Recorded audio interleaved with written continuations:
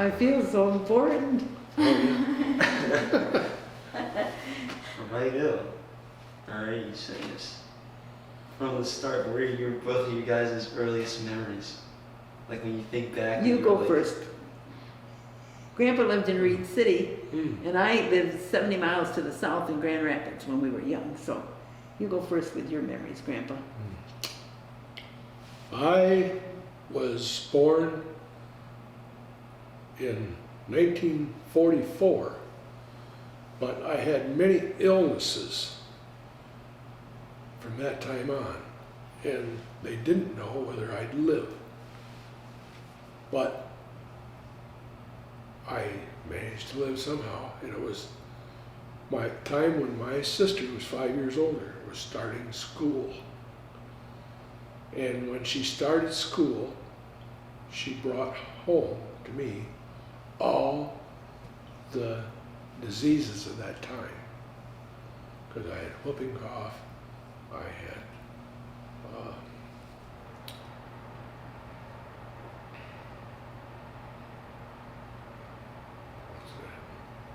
You had whooping cough, you had the measles, the mumps, the chicken pox, you had everything. yeah. But one of the interesting things about Grandpa that was, I think people would find interesting is Grandpa and I are only a year and a half apart in age. But Because you were born in. I was born in 46, March 20, 1946. Grandpa was born in 44. September 7, 1944. But Grandpa lived in a rural area. Really rural. They had an outdoor john. Hawkins, Michigan. They drive with the Look that up on your catalog. They drive with the catalog out there, wait for the catalog. And he lived out there on Grandma and Grandpa's farm. That's where his mother and dad lived on the farm with Grandma and Grandpa, and that's where the older children were born at home. Grandpa was the first one that was born in the hospital. And Dr. Gilmer. he was used to, like I say, outdoor johns and stuff. I grew up in the city of Grand Rapids at the same time, and I wasn't lacking for anything. I mean, we had buses. We rode buses downtown. I went downtown to the Y to take swimming lessons and stuff. And when I first moved to Reed City, there was one stoplight in town, and I was dozing in the back seat as my dad drove the car through. And I said, "When are we going to meet at Reed City?" "Well, we just passed through it." Okay. And I was already a sophomore in high school, so I was not excited about moving to Reed City, Michigan from Grand Rapids. I had lots of good friends there and stuff, but it was a different experience for him. And he talked with my mother about growing up in a farm situation like that, because that was the same situation my mother grew up in. But that's how different it was just to live in a rural area. Yeah. We worked all the time, from the time before as soon as we started school, we worked. In the fields. Yeah. And So you were like 5 or 6? yeah, 6 when I started picking pickles. Yes. And I That was back-breaking work. did that, and then because another thing was I wasn't very big.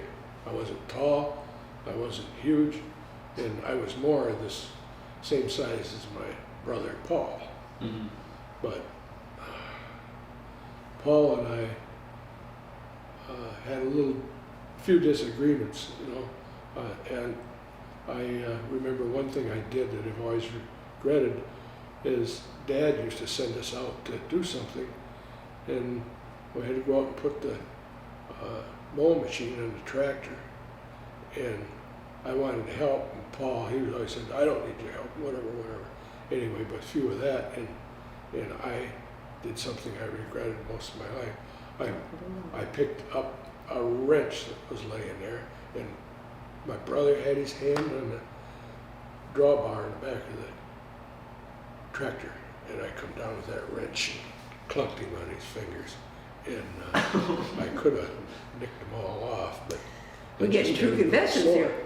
So anyway, I always wanted to be able to do the great things that I thought my brother Tom got to be. He could do anything, but Tom never lacked for courage on going forward with things.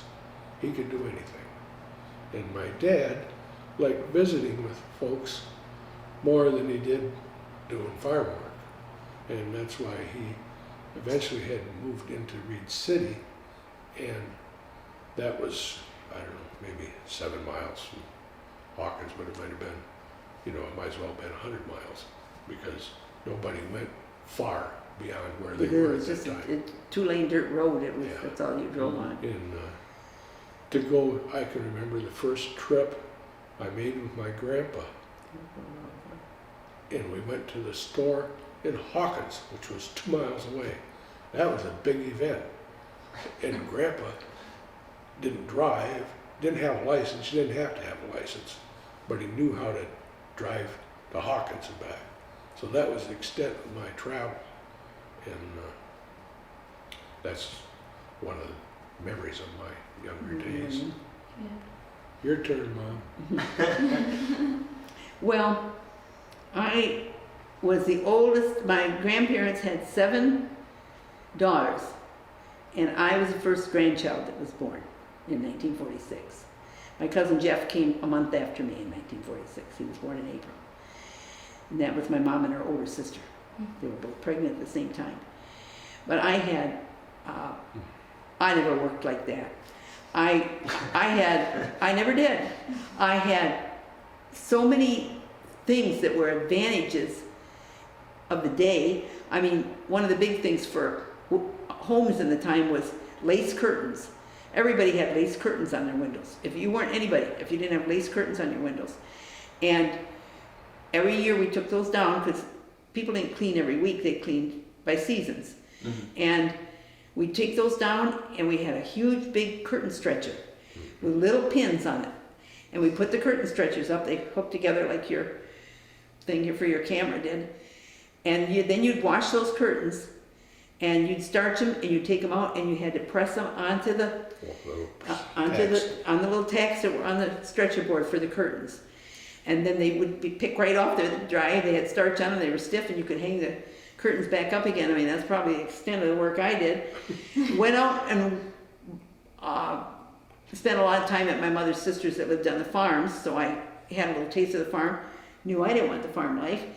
And I, being the oldest grandchild and my mother having so many children, like year after year after year, I became like the caregiver for everybody. Every time I went to the family reunion, somebody said, well, here's Diane.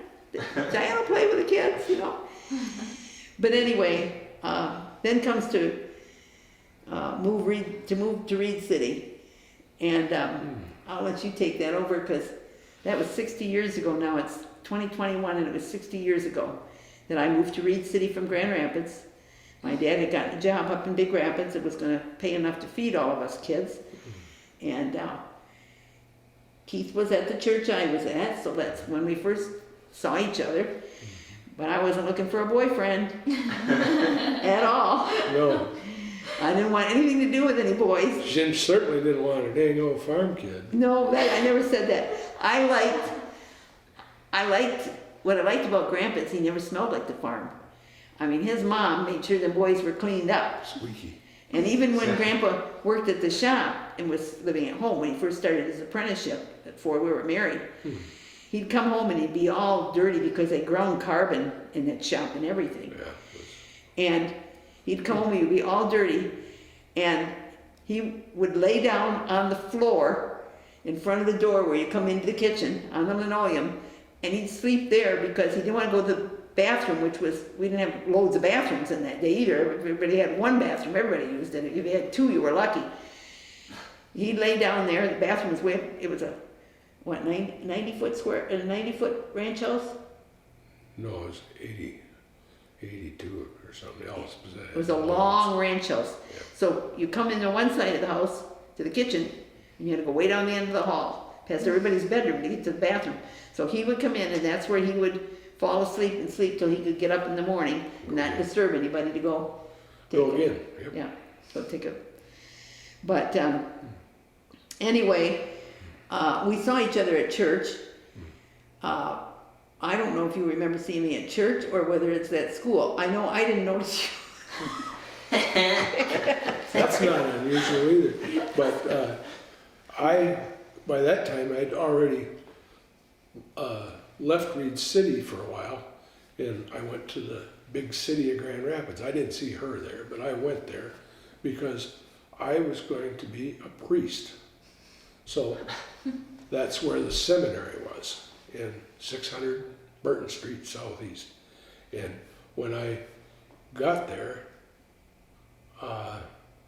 it wasn't like, you know, if you lived in Grand Rapids, you could see your parents each week. They'd come by, just, you know, it could be there during a certain time, an hour, but they could come by and pick your laundry up and take it home and wash it and bring it back to you the next week. I didn't have that, so I lived 70 miles away up north from where I was going to seminary. And so I would... But you came back to the high school. No, while I was there at the seminary, I'd have to put my laundry and stuff in a big flat box, and it would be sent by bus to Reed City, and my dad would pick it up, take it home, wash all the stuff, and send it back. Put it back on the bus. But the other thing was, at the same time, my brother Paul, he wasn't interested in that, of course, but we were somewhat the same size, but I kept getting bigger. Chubbier. This way. I went into the seminary. I was 5 foot tall, weighed 80 pounds. And after a year in the seminary, I was 5 foot tall and weighed 160 pounds. He don't his way. So I had really enjoyed the food down there. And there was nobody telling me what I could eat or couldn't eat. But I had... What were the kinds of foods Had you to had get at quick. the Well, seminary? Well, the biggest thing was the nuns baked bread. Oh, yeah. And he loved the homemade bread. Slap some peanut butter on that bread. They baked They everything. baked everything, cookies, cakes, Yeah. pies. But Seemed like a good racket at the time. so that was Grandpa up to 10th grade. And then he moved on at Reed City School, going to Reed City School there, and he was always the class clown. He was always the one who was thinking of what to do next that would irritate the heck out of the teachers. And not anything mean or anything like that, but I was he never, had them in stitches. I was never caught. Yeah. Only once. That's all it took. I remember we had a study hall where the floor sloped down like this, and this is about the time I met Grandma, because she had started He was school a then. senior and I had started, I was a sophomore. And we had these little lockers, and I'd go by, quietly open each one of the doors on those lockers down the hallway, just about that much. And then I'd put my shoulder down and run down the hallway, bing, bing, bing, bing, bang all them damn lockers, then go up to study hall, set my place. And they'd come out and, They come out that day. who said, who that? Who's doing all that? And I just, you know, and I got, when I married, or got Dianne going there, I used to send her notes. Yeah, well. Pass her notes. Well, we didn't have any of the same classes. I was only a sophomore, and I had come from a bigger school and didn't realize, Study hall. well, in order to graduate from Reed City High School, you had to take home economics. I'd had 5 years of 4-H, cooking and sewing, so I didn't want to do any more home economics, but I couldn't graduate without home economics. So it was, you know, I was on a different trajectory before that. I'd taken Latin in the 9th grade, I'd taken business education, and all of a sudden I'd taken home economics. Well, anyway, that was different. But when we really got acquainted was he sat about 10 rows back from me in the study hall in the auditorium, so the floor went down like this. I didn't know he was watching me until he started passing me notes, and I was scared that I was going to get caught receiving a passing note. Then that didn't work very much for him. And so then he started telling his friend Tim Bazette that wrote the books, Reed City Boy and stuff. He started telling Tim that he was really fixated on this new girl at the school. And what did you like about me? Do you remember what you always used to say I liked about you? She had good looking legs. But at that time, you know, the skirts come just above the knee. Right. So from there on up, you had to use your imagination. But I didn't have much of an imagination because I hadn't been exposed to much of that. Well, he liked me from the get-go. I still don't have anything to do with boys. But I did want to go to the Christmas ball that year. And when he asked me to go to the Christmas ball, what the heck, you know? I'll go have a good time. So that's what I did. And from that time on, we weren't particularly dating. We'd see each other at church, and he was the hall monitor for the religious education class at the Catholic school. It's like having the chickens guard the coop, you know? And after it was done, I'd be waiting for my dad to pick us up, and Keith would be cleaning up a little bit and stuff and everything. And so we'd talk a little more. He asked me questions and what I liked and all of that and everything. And then it came time that year, I was a sophomore, he's a senior, and it came time for the Sadie Hawkins dance in the spring. And I was so bad. I didn't invite him to the Sadie Hawkins dance. He wasn't a very good dancer. That's what it comes down to. I was a loser. And so I went with somebody else. And that's when he was really hurt because he thought we were going to be boyfriend and girlfriend. And I said, I told you I'm only finishing my sophomore year of high school. I was 15 and the only reason my dad let me go to the Christmas ball was because they knew George and Violet Eichenberg. And they knew the family. So it'd be safe to go in the car with him. So that's how that happened.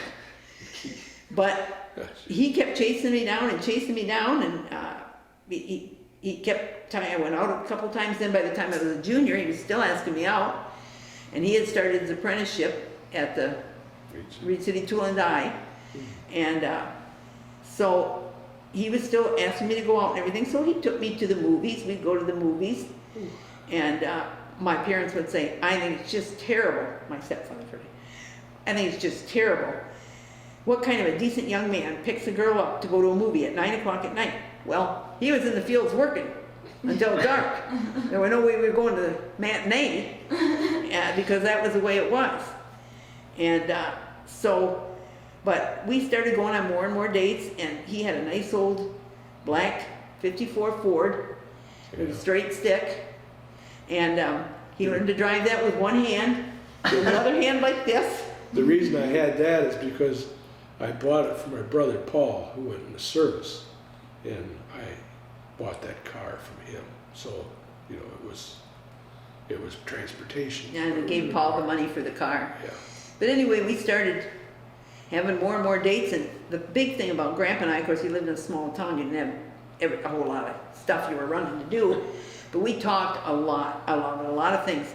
We talked about, and as junior year went by, and then my senior year went by, we were talking about having kids together someday, talking about what we're going to name our first baby. We're going to name our first baby boy Michael, and our first baby girl Maureen.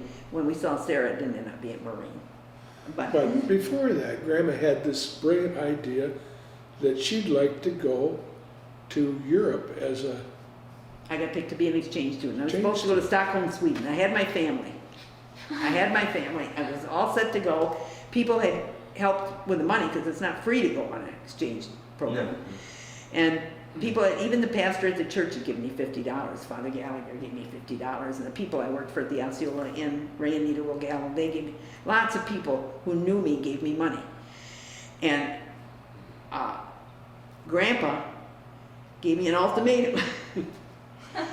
He said, I've been out of school 2 years and I'm going to be finishing up my apprenticeship here another year. I really would love to marry you. And it was a day when people did get married younger, And I finally just came around. I mean, we'd talk, we'd pull into the driveway after we'd go to the movies or whatever. We'd go for a drive. He loved to take me out to Hawkins and God-forsaken country. I didn't know where we were, but I could trust him by that time. So, Yeah. But anyway, I wasn't handling the goods. no. No way. He wants to handle the goods. It's true, you were. Yeah, no. You were a good No boy. way in hell it's that figure. We, and I wasn't used to receiving any goods either No. from anybody. And so anyway, but we'd sit in the driveway in his car and we'd talk, and that's exactly what we were doing. We weren't having hands all over each other. We were talking, we were planning our future together and what we wanted to do and what we're gonna name our first kids, right? And so at Christmas of 1964, this is when at Christmas of 1963. Let me see if it's Christmas of 1963 or 64. Let me stop and think. No, Christmas of 1960. Yeah, Christmas of 1964. It was actually Christmas of 1963. I was going to graduate in 64 in June. In 64, I was going to graduate. And he started talking about, let's get married after you graduate. And I was supposed to go on this foreign trip. And so it was an ultimatum like, I don't know if I'll be waiting for you when you come back from Europe, he tells me. And I really did care about this man. And he was just everything I'd ever known any other boy I knew to not be. And I loved his family, and they loved me, they were good to me, and we used to double date with Tom and Margot, go on double dates with them, and then Tom and Margot got married and got a little house down by Grandma and Grandpa Eichenberg's, and we'd play euchre and stuff there, and we Yeah. have a lot of good times together. And he was the best man at Tom and Margot's wedding when they were married, and then Paul. and Paul was Grandpa's best man, but I said, I'm not getting a diamond while I'm in high school. So I don't want to be one of the girls who gets a diamond when she's in high school. And he said, okay, and that's all I really heard about it after that. It was just kind of understood we'd maybe get married someday. But then graduation day came, and here comes this guy with a ring. He had a ring. You're not in high school anymore. So I got my ring, and I said, well, what do you think then? What time are you thinking about getting married? And he said, well, as soon as we can. I said, well, we got to do a little bit of planning. So I graduated in 64 in June, and in October, on the 24th of October 1964, Grandpa and I got married. And he likes to make a joke about it because in the Catholic Church then, you couldn't get married after 11 o'clock in the morning. It was against the rules. So, That's so if it didn't work out, it didn't ruin your whole day. that's what Grandpa used to joke about, yeah. But we were both young and we didn't know anything because we hadn't gone around the block together either. So No, we didn't know ass from grass. we had a beautiful wedding. Father Gallagher married us. We had a beautiful wedding, and my parents loved him, and his parents loved me. It was all good, and we had a nice reception, and then we had to get in the car because we were going up to the UP for our honeymoon. Uncle Tom. We got in that car, kids, and we drove and drove and drove. And we drove some more because we were both so scared. Because we'd never been with each other. And I remember getting almost out of town, Diane said, I don't have our marriage license. So I had to go back and pick the marriage license up because We were stupid enough to think anybody was going to ask us for the marriage license when we got to a hotel. We didn't know anything. We're done with a box of rocks. We did read the Catholic marriage manual though, because that's what Father Gallagher gave us to read, was the Catholic marriage manual, but we didn't know anything. Spooky. So we drove and drove till finally we got up to Indian River in northern Michigan, and we stopped because we were so tired. That's kind of the way it went. Yeah. But we had already planned, we'd already gotten this apartment that we were going to live in up the 21 stairs at 111.5 North Chestnut, and we didn't have much money, but we sure were happy there, weren't we? Yeah, until basically what we did was we screwed ourselves out of a place to sleep. Because Well, we only had 2 bedrooms and we had the 3 kids. And so it was, 2 of them in bunk beds. Michael was about 8 years old when we moved from there, and then so we had Michael, David, and Sarah that moved to the big house. And when we built the big house, after those 10 years of living in that apartment, we couldn't afford to finish it. We didn't have the doors on the bathrooms or anything. But living in an apartment all those years, the kids, when we went to the big house, couldn't separate themselves. I mean, it was still... They had a bedroom.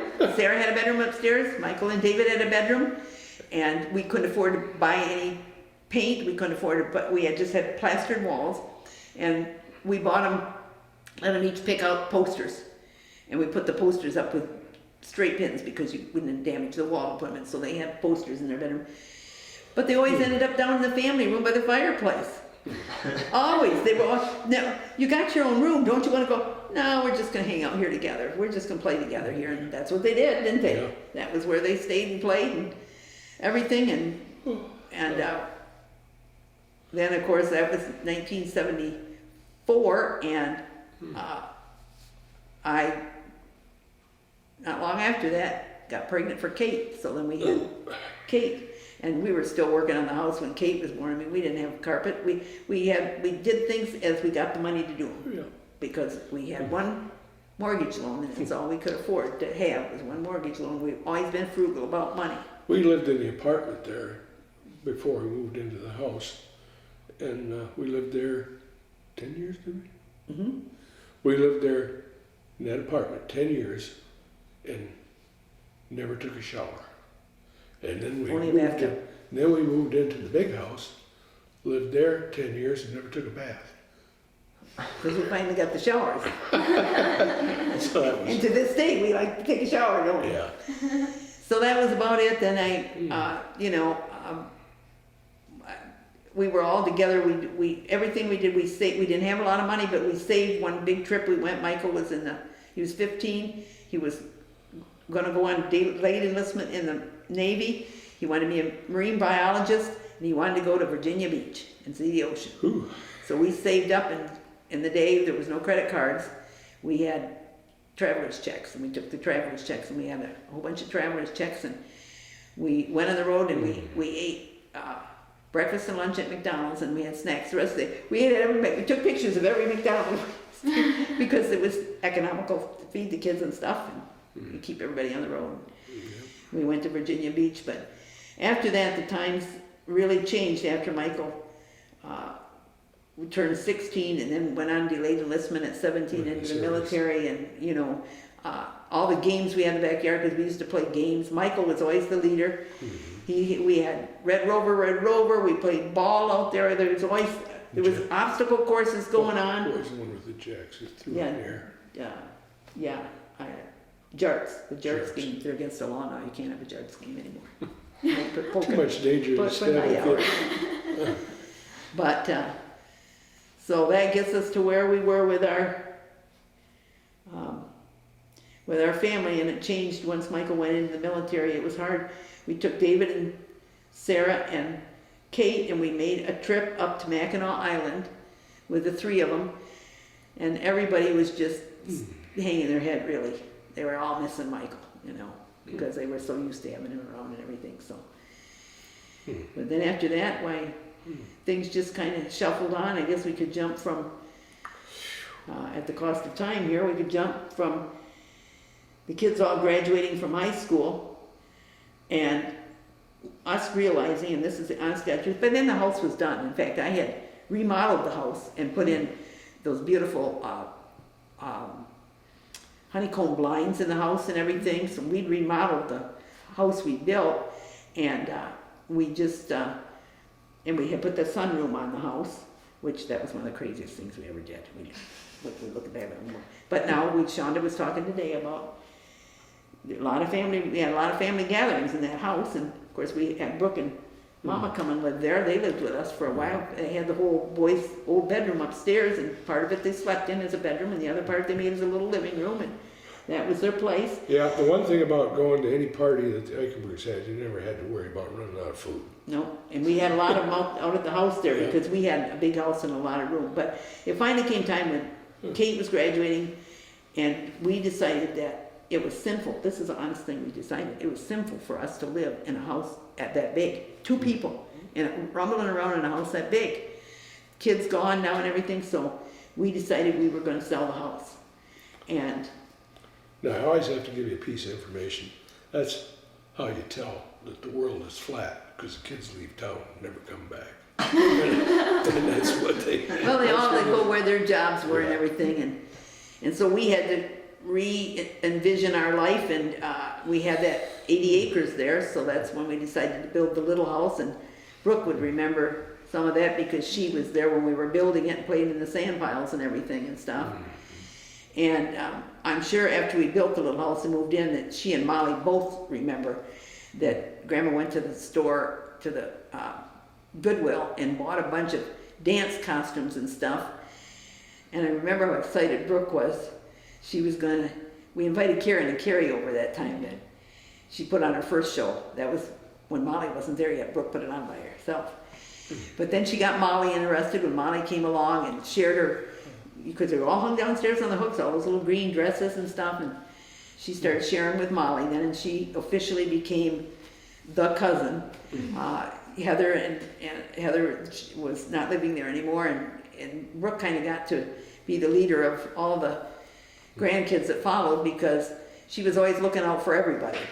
And she looked out for Molly, and then eventually she and Molly took over looking out. We went on a trip one time when all the parents were in Mackinac Island, and we traded cards with Uncle Dave, and we had all the grandkids in the car. And if it hadn't been, we wouldn't even known how to buckle them into the seatbelt because Molly and Brooke knew, but we didn't have a clue.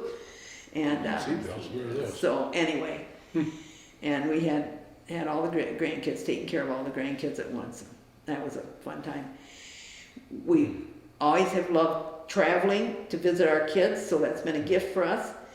And you know, wherever they went, we traveled, and we. That's how we saw all the country we did. Mhm. That's the only reason we always moved where. We always saw where the kids were going, and then you fast chase. We lived in that little house from 1998. We moved in 1998, and we lived there until 2005 when Grandpa lost his job, and then we had to do something different. And everybody thought we'd move to Grand Rapids because Grandpa knew Grand Rapids by then. He'd go back and forth with my aunts and uncles, but we took out our atlas and we drew an oval on the United States map where we would want to live. Grandpa said, I think we should live further south, Diane, because you always want it to be warmer. And he said, as long as the leaves are changing, as long as the seasons change, I'll say, let's move there. So we sold the house and we put it up for sale, and the market was terrible. That was 2005. And it broke our hearts because that house was custom made for us with a lot of love for Keith's brother and stuff. But Diane always wants to cut a deal with God, so she said if you want us to move, you'll find somebody to buy this thing. If not, In we'll 6 do months. something different. And if it's not sold in 6 months, We'll stay. we'll stay then. Must be you want us to stay, God, because we didn't have a clear message. One person looked at the house, one couple. One buyer They bought the house. said, we'll take it. They're still living in that house in 2021, and they love that house. They absolutely love it. They loved every custom thing that was done in that house and everything. Uncle Paul used all the lumber he had. Nailed on his own property. Yeah. They put in the basement, the pine in the basement. He's that was quite a little place because we had drawn it up, and Yeah. you know we cut out little things that represented the exact size of the furniture, the beds and everything, and just placed it around. So the house was just the right size. It wasn't too big and it wasn't too small. And it was very hard for us when we had to give that up, when God said, you know what, it's over. Time to move on. Time to move on. But God had a plan and brought us down to He's Tennessee. always had a plan. Yeah. Right? That's the bottom line. Yeah, isn't it? he's always had a plan. We've always trusted that God had a plan. And even though I'm the first to say he moves very slowly sometimes. But Lord, give me patience. And I want it now. eventually it happens that God, and so jumping forward to where we are, for one thing, Grandpa and I have had a great marriage. We celebrated last year 56 years. We've had a great marriage. It wasn't all roses all the time. It was a lot of hard work to raise 4 kids, but we loved it, and we loved the time we spent Grandpa coached ball for years. 17 years in the league. Yeah, 17 years in the Little League. I And, never advanced much. and we just knew that we had to go someplace, and we got in the car. We put our furniture in storage, gave a lot of it away, a lot of our stuff away, and put the other in storage, and was headed to Sarah and Matt's because they offered their basement for us to come and live in until we found a place we wanted to be. And we drove through Knoxville, and we were like, we'd not been to the mountains, we'd not been through there, we just thought it was beautiful. And so we stopped and got our motel room that night, and we looked at one of those books you pick up in the restaurants, you know, that are all houses, and we said, maybe we should look here. This is kind of a nice place to settle, you know. Maybe we should, not too far off 75, if people are coming to Florida or come down from the north that come and visit us. And so shorten that story down, in 3 days we found a house. Before we even got to the LeBlanc's house, and we told them we probably were only going to be with them for 6 weeks, which we were for about 6 weeks, and that we were going to have our little house on Kingdom Lane. Now, Grandpa planted 8 trees in that yard, and gave me a gift. We loved that house. We lived there 15 years. But then Grandpa had his strokes, and I had my cancer getting worse, and it was time to move on. And I had told Grandpa that a few times, but we had to both be on the same page. And we sat on the front porch day after the 4th of July in 2019, and Grandpa turned to me and said, Diane, what? I think we ought to maybe sell the house. Yeah. And I said, are you sure? Yeah. And then I said, I'm going inside and call the realtor. So I went inside and called the realtor, and the realtor came on Tuesday the next week. It was Friday, the day after 4th of July when we talked. She came on Tuesday. The pictures were taken of the house. The house was put up on the internet on Friday night, and it was sold Saturday at noon. And people said to us, oh, you could get more money, you could have negotiated and stuff, but we were so thankful that God had sold our house and was going to provide. We didn't even know where we were going to go. The next morning, this is how much we trust God, the next morning we're driving to church, and we came back the interstate, got off here on Beaver Creek, where we usually would take the back road up to Halls, and we saw there was a house for sale at the very beginning of the development, and we drove. So I said, why don't you drive in there, because we need to get something, you know, or we can stay in Katie's apartment, because Katie was moving into an apartment. We can stay in her apartment with her, but we'd much rather have a place. And we drove in, and I said, oh, Grandpa, look at there. Dad, look at there. They're building some more places. So we had our realtor call the next day, and she said, all of them are sold but 2. You want to go look at one? We said, yes. So that was Wednesday, and she took us in to see. Now, mind you, the house is already under contract. They want us to be out in 30 days. And she took us, she said, I got a set up for you to come over. She said, we're going to meet out the place at 3 o'clock, and then we'll see if you like it. When she met us out here at 3 o'clock, she said, there's only one left now. Only one left. And so we came in. I walked, it wasn't this one, it was one of the end ones, so I had windows on the end. Walked in, and I just did the quick run through, and I said, what do you think, Keith? It was just like God had given us a gift, what he had. Because everything we liked about it, it was going to be manageable for us. And we went back out to the realtors. Well, we drove ourselves, went out and talked to the realtor, and she said, what do you think? We said, we want that townhome. And so we drove back to the realty office, put an offer in, and the offer came back, and what do you do? They sent it back an alternate offer, counter offer. That's what they did, set back a counter offer. And they were builders. So, you know, they're not very nice. It's not like somebody selling houses. We're builders, and we're going to get what we're going to get, you know. Which almost gave me a heart attack, because if I ever thought I was going to spend $180,000 on a place, I would have keeled. But anyway, it was God taking care of us. They said, no, we're just going to, well, they said, well, your offer was back in your hands. We got 2 more offers on that one that's left. We accepted their offer when they sent it back, because we just wanted to have a place to go. And this looked fine, and well, so we closed on it on the 19th. We moved in here, and we are just so thankful that we have had this time here. Yeah, every place we've been has been special, and because of all the other things in our life, we've never wanted for anything. And God has provided us with everything we need. Yeah. Right? Yeah, and I guess the one thing I would say as we wind down here is I would say to any person today two things. When you get old and you're facing death, all that's going to matter, truly, is the relationships you've had with other people. The things you've done for people that are in need. Not that you've shorted yourself and not been able to eat, but if there was some extra and somebody else needed something and you pass that around to somebody else, share some, always would come back. Yeah. We helped a couple before we left St. Paul Lutheran Church in Reed City who needed a car, and she was a single mom, divorced single mom with 2 daughters, and she met a guy that was a really nice guy. He was low-level learning person, but he loved her and treated her decent, which the other guy that she was married to didn't.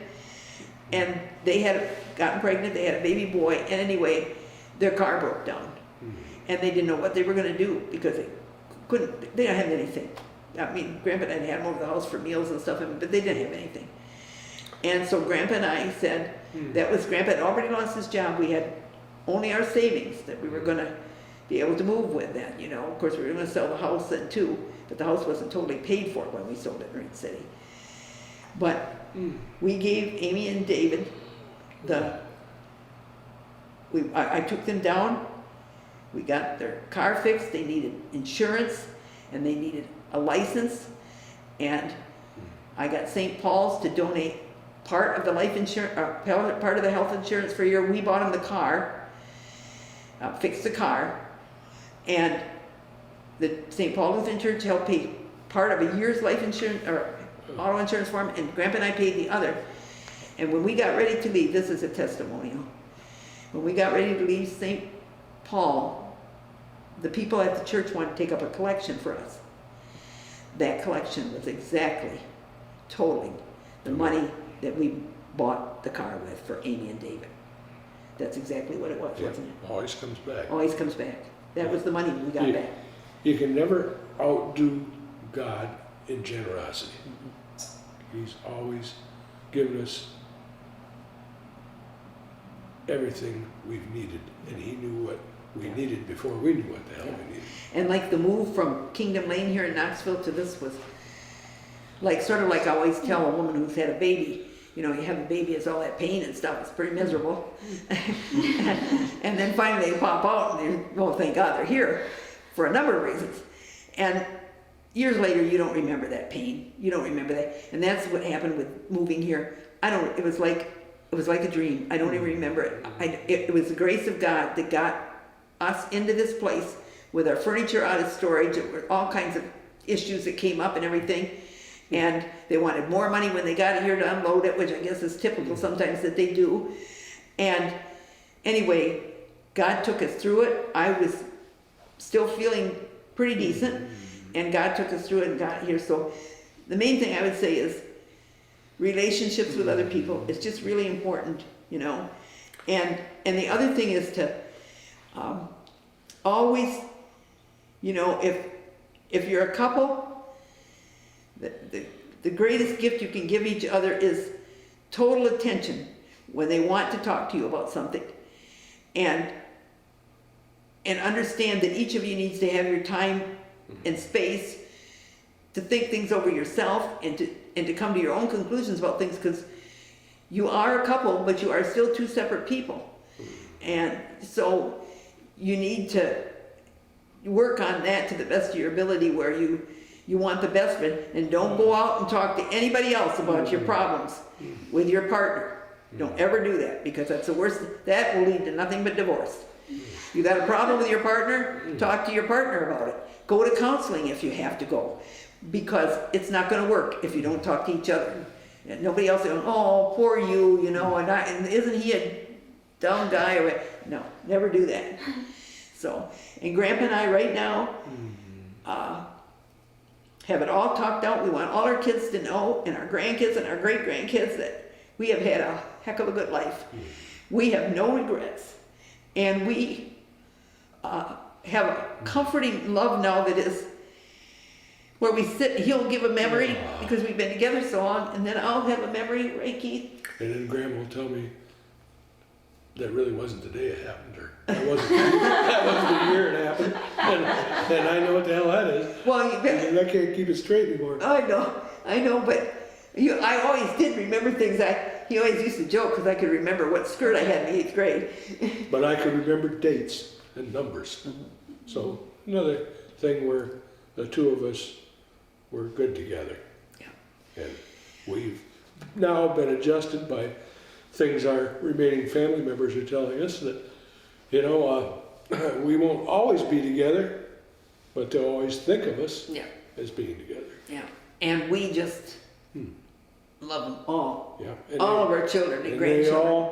They all make us proud. Yeah, and they've all learned the lessons that our mothers and fathers taught us, and we've passed them on. That's all you can do is pass it on. Yeah, we got no regrets, and Grandpa's prepared to head off to South Carolina, where Matt and Sarah have said that they're going to take good care of him and everything. Woohoo! That's right. And we're just wanting you to always remember that it all came from two people who really love each other and are blessed. Amen. Amen, sister. So we're both on the same page. I call it the comfort train. I'm on the comfort train now. I'm not taking any pills that I can't swallow anymore. I'm not taking any vitamins, even vitamins. I'm not even taking my blood pressure pills because I can't swallow them anymore. I gag and stuff because of the tumors in my throat, the metastasized areas, but we're ready whenever it happens, aren't we, Grandpa? Oh man, we got it made. Yeah. Well, we think so anyway, but Yeah. It's the people that are left in charge to take care of all the stuff for us. yours truly. And Yeah, David and Michael and Kate and Sarah, and I know that, and all, they'll take care of each other. They got the same values that were taught to us, and they've passed them on to their children. Yeah. And everybody has to make a life out of whatever they got. And you always have to remember that if you are feeling low and you're thinking you're in a difficult position and life isn't fair and all this crap, all you gotta do is just say, God, just give me the grace to see what you want me to do. And somebody will show up that's in worse shape than you are, and they need a hand. Always give a helping hand to those in need. Right? That's what makes me Amen. I love you. You want to kiss me? Oh, golly, Tom, take my breath away. Oh, Love you. So that's about it. Do you remember the day Michael was born? Oh, the day Michael was born. Heavens, yes. He was born on the 4th of May, and Grandpa was thrilled. I think he bought way too many cigars because there were lots of cigars in the house for months after that. And now that's not even a thing we do. And Michael was my biggest baby, and so I was a little chubby butt after I gave birth. But That blazed the trail for the remaining ones. They were able to walk out, especially Sarah. Sarah was so Could've walked small. down that David thing. weighed 8'7", and Sarah weighed 5'15", and Kate weighed 6'2". So they were, but the day we brought Michael home, you stayed in the hospital for a week at that time. Mothers don't stay in the hospital for a week anymore, but they stayed in the hospital for a week at that time. And Grandpa picked me up, and the nurses had put a Happy Mother's Day card pinned to it because it was Mother's Day. I came home on Mother's Day. And they put a Happy Mother's Day card on, pinned it to his shirt. And we brought him home to the apartment. And Grandpa had the whole spread of our dining room table. It was a big dining room table. It used to belong to my parents. It had a big old hutch on it. They had my china in it. And he had everything laid out there. He had gifts for a woman who needed to just hear that she was still beautiful after having given birth. He was sensitive to that. He had gifts for his little boy, and it was a wonderful time. It was, yeah. And of course, we had Michael for 4 years before we had David. So we bought him a tricycle, and we left it down at the bottom of the stairs. Where there's another door at the bottom of the stairs. We left it down there, and we bought him a tricycle, and he was really thrilled. That was, I'm going to say that might have been both the year David was born, or maybe it was the year after David was born. But Michael wanted to enter in the parade in Reed City. And so we decorated up that bike, and he had a Dumbo plastic elephant. It was Dumbo. And we tied it on the back bar of the tricycle with Dumbo on the back. And Michael dressed up like a clown, and he won the grand prize for the parade. He got a shiny 50-cent piece. No, he got a 50-cent piece, a shiny 50-cent piece. Yeah. And he thought it was great. He thought it was great. And then, of course, I didn't get pregnant again right away, and David came along. I found out in the summer that year, before he was born, that I was going to have another baby. And so Grandpa was thinking that's all he was ever going to have was boys. And then when I got pregnant right away, almost right away, because Sarah's 18 months younger than David, then Grandpa was sure it was another boy. He was sure, positive it was another boy. And I told him, that's what he said. I said to Dr. Hickox, don't take this baby out until I'm done here in the delivery room. And I want to lay the baby by me, and I want to take the baby out a minute. And I want to see his face when I tell him that he has a daughter. And he was like shocked. Because he just, for some reason, thought he was going to have all boys, and he had a daughter. And when Katie came along,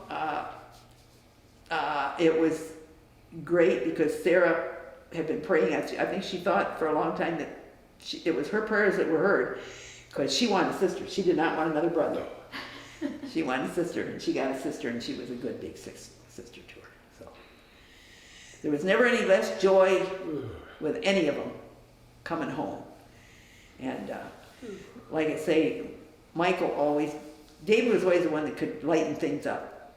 And Michael was always the one who took care of a lot of stuff. Yeah, he always stood up for all the kids when he was the oldest one, going to school. And, if they got in trouble or something. Well, and I got to tell Brooke and Grant, when Katie was born, your mom had prayed for this baby to be born, and be a baby girl. And I had emergency cesarean because I had placenta previa for Kate when she was born. And I couldn't go up downstairs in the big house, so Daddy moved my mother's rollaway bed in the living room, and that's where I slept next to the cradle with Katie in the cradle. And they came in after I got all settled. They'd been with Margot and Tom, and then the kids came in, and they came over and looked at the babies, and the boys were like a typical kid, looking at the baby. Oh, nice baby, whatever. And Sarah came over and she looked at the baby, and I said, Sarah, there's what you prayed for. I said, isn't she beautiful? And she actually was laying on the rollaway bed when this happened. Katie was. And Sarah came up there and she stood next to the bed and she leaned over and she said, I don't want her, take her back. That's what she said. But can't return her. Because Sarah and I always had, even as a young child, we always had, you understand, we could talk on the same level about things. And so even when she was that young, she knew what mom wasn't going to be just her mom for a girl anymore, that now there was another girl there, and that's the baby that was going to be taken care of. And it probably was augmented by the fact that I was not going up downstairs as usual or whatever, you know. But anyway, and Katie, when we had Katie, the other 3 kids had built, the neighbor had built a little clubhouse for them, and they used to go down and play in the clubhouse and stuff, and they were already then interested in their t-ball and all of their stuff and everything. And I'd had those 3 babies in that apartment. So it was like I died and got to heaven when I had this 4th baby. I only had 1 baby to take care of, really, you know? And so, and Kate was an easy baby to take care of. She was just the sweetest baby to take care of. She, you know, didn't fuss hardly at all. So that was a blessing. But none of them were any less welcome than whether they were. No, we kept them all. You need to return any of them? No, I couldn't return them. That was his dream, was to have 8 children. And I said, well, if you're marrying me, you ain't having no 8 children. But she finally convinced me that we never really knew for sure how many we'd have. We talked about it. We didn't know whether 3 was enough or 6 was too many. Well, I knew 6 was too many. So Anyway, I guess we ended up with 4. We It did. must be what God wanted us to yeah, have. that's 4 of them little buggers. Yes, yes. What's your some of your favorite memories with like each of them, or like the funniest things? Oh, well then you, Boy. I Well, remember he's that, just- didn't go ahead, can you be excused a minute? Yeah. he? Yes, Water pills will work. that's all right. I'll talk behind your back. Okay, go ahead. That wouldn't be the first time. That's true.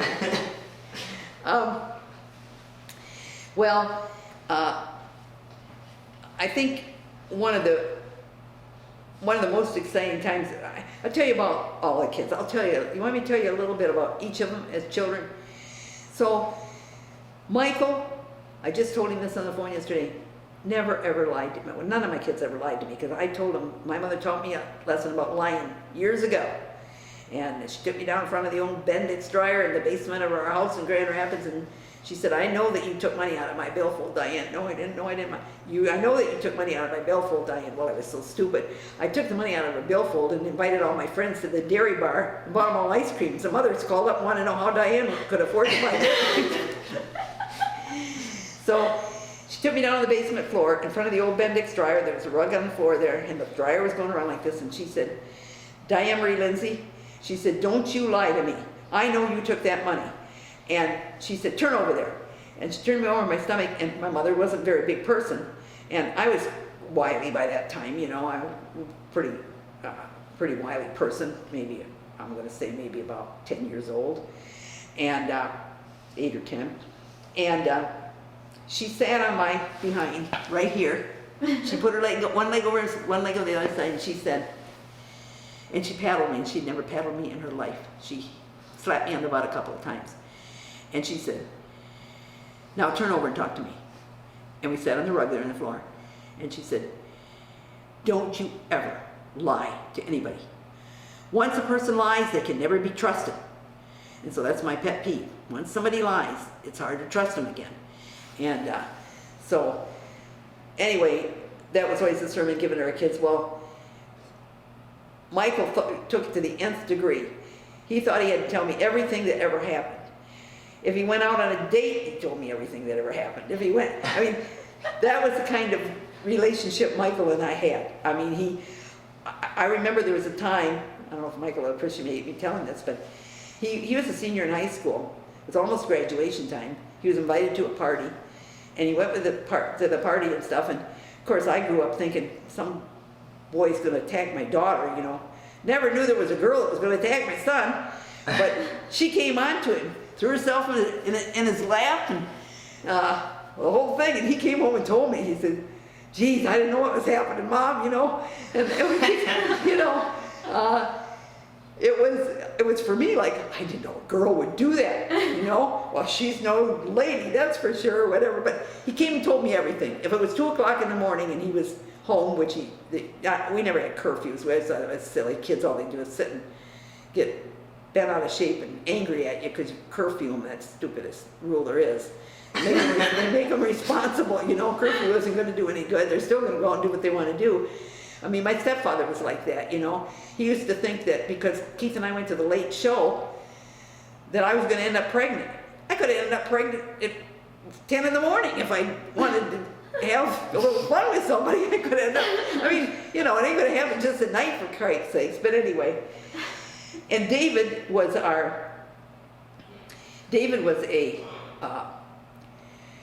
just a sweet little baby. Everything was fine with David. He was very, very flexible for things, except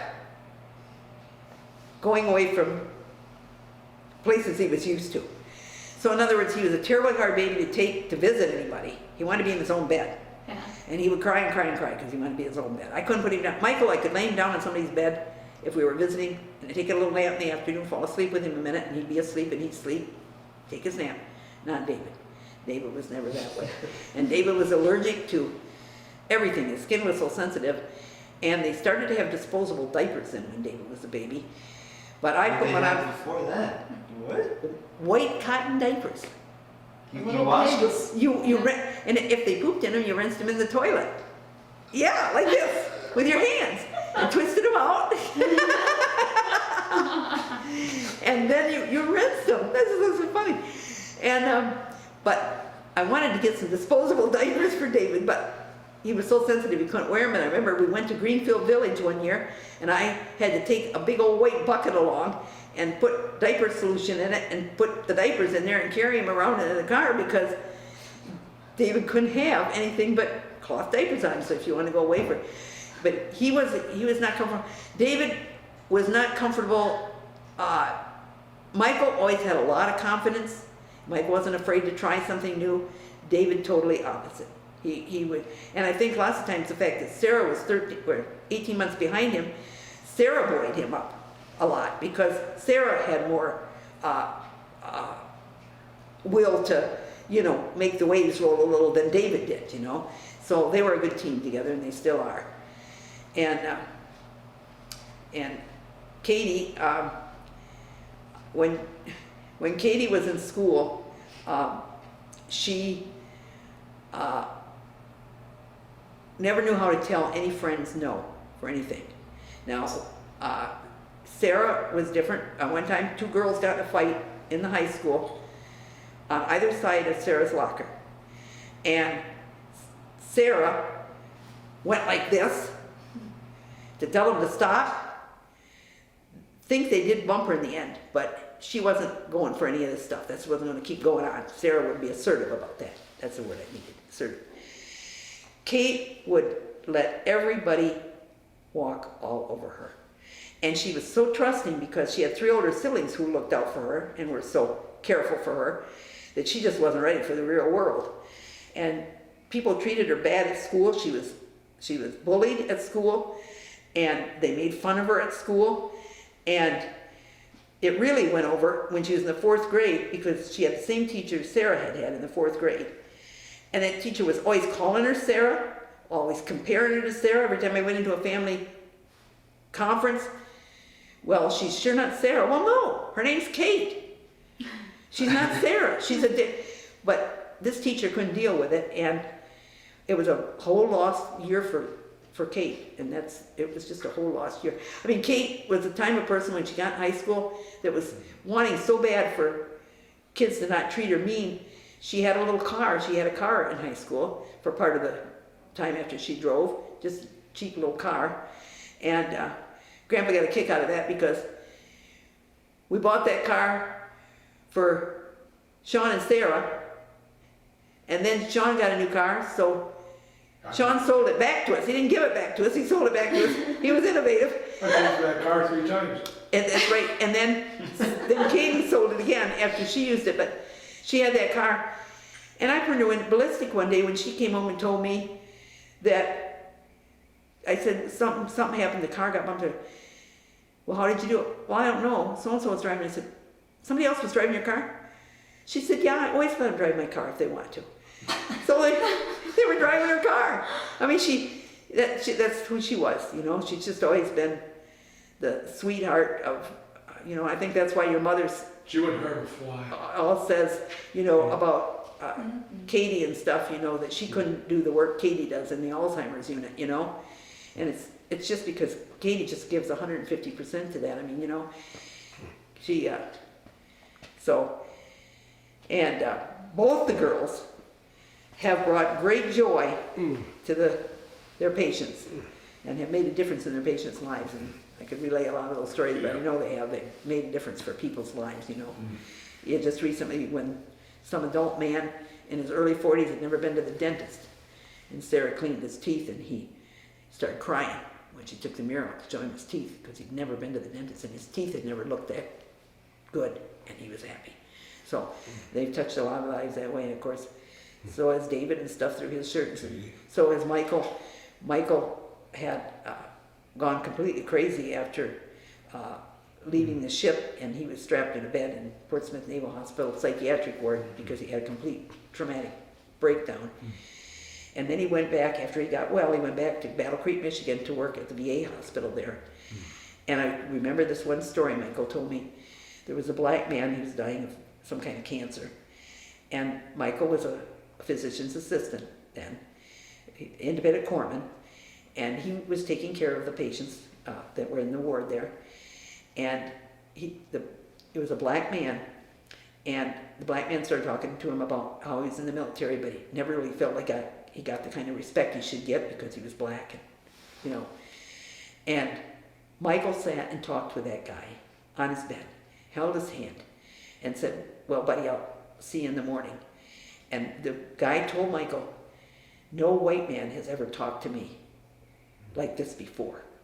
And he thanked Michael for talking with him like that, because nobody had ever done it before. And Michael said, "Well, we'll talk again. I'll see you in the morning." And the next day he went back, and the man had died overnight. And he wasn't in the bed anymore. But those are the kinds of things that the kids have done. Yeah, I remember when Mike had that one black fellow wanted to bring him home. Oh yeah, he never had a problem. None of our kids ever had problems with anybody with colored skin again. Yeah. What's the difference? I wrote in my Bible years ago, everybody bleeds red blood.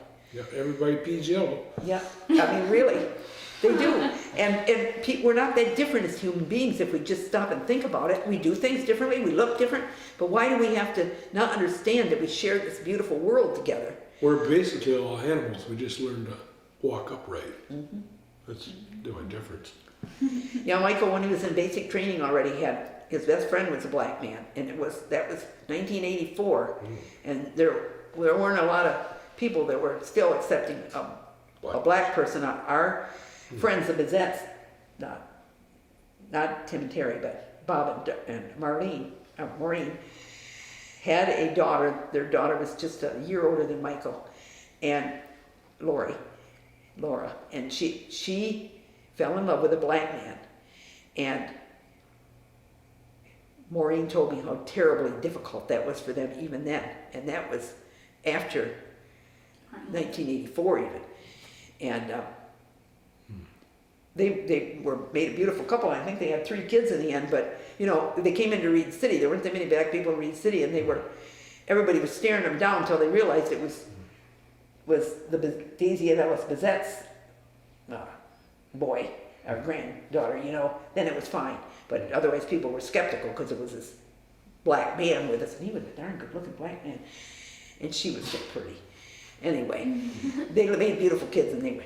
So, but Michael came home from basic training, and he wanted for a leave, and he wanted to bring his best friend with him, and it didn't matter to us. It was black, and I'm not even sure at that time we knew he was black till he got up to Reed City. But the guy drove up. He got in his own car and drove up. He was from Washington D.C., born and raised in Washington D.C. And anyway, long story short, when he got up to our house that weekend before, he was there the whole weekend. We treated him just like we would anybody else. Skin color didn't matter. I mean, there wasn't no big thing about the skin color. But to him it was hard because he was married already himself, and he was married to a black woman who grew up in Florida, who had seen all the bias against black people and stuff. And we had invited her to come the next time he came, and he said, "I know she won't come. She's been so hurt by white people that she wouldn't come," and she never did come. But he came, and he said to us when he left that one weekend, "I have to tell you," he sat right on the couch like this, leaning over talking to us, and he said, "I have to tell you, I was driving up here from Chicago by myself through God's country," he says, "nothing up here. And he said, that's what he said, he's from Washington DC. Driving up here into God's country, nothing to see and everything. And I said, what the hell are you doing driving in this godforsaken country to visit a white man and his family? That's what he said to us, actually said to us. But then he said, after being here all weekend with you, I see that there's no difference between us. And I want to thank you, he said, for having me here and everything. That was one of our nice stories, yeah. The only other thing that would be anything Grandpa could comment on is this grandmother was always bringing people home. Yeah, that's for damn sure. Tell about the biking couple. It started off on the East Coast. They just married and they were going to the West Coast on their bikes. That's a long ride. Speed bikes. 10 speed bikes, just 10 speed bikes. They had put on lamb's wool seats so that they wouldn't get their bottoms sore. They stopped at the Catholic Church in the morning to go to Mass. And I was closing up the church doors and everything like that. And they tried to, oh, you rode your bikes? Yes. Well, where are you from? Oh, we came from the East Coast. And boy, this is a long way from home. Well, we got a longer way to go yet. We were just married and we're headed out to the East Coast. That was what we wanted to do when we got married. Oh. And so I said, well, how are you managing? And she said, well, is there a park around here or something? We thought maybe we could stop for a rest tonight, put up our tent and, maybe get a shower. And I said, well, there's a nice problem. You know what's coming now, right? Go ahead, Harvey. No problem. You can come out to our house. We have a big house. Big house. And, you can take a shower, whatever. Yeah, okay. They spent 3 days with us. They thought it was part of their journey. They heard Grandpa talk about life on a farm and everything. They never heard anything like that. So this married couple spent 3 days before they took off on their bikes again. Do you remember their names? Oh, heck no. But it was never beyond Grandma to, have somebody come out for. Grandpa had a lot of surprises. He was a good man about that, a lot of surprises. And even with taking the kids someplace, Michael camped for a long time himself on the seashore over by Lake Michigan. He took Sarah and David one time because he wanted them to get the experience of camping, and he took them. That was brave of him. He was only about 16, right? But, yes. Yeah. And so one of the last camping trips that he went on before he went into the service, he had everything all lined up, and he had the small dome tent in there for Sarah, and he had a little bigger tent for him and David to be in and stuff, and so Sarah would have her privacy and everything.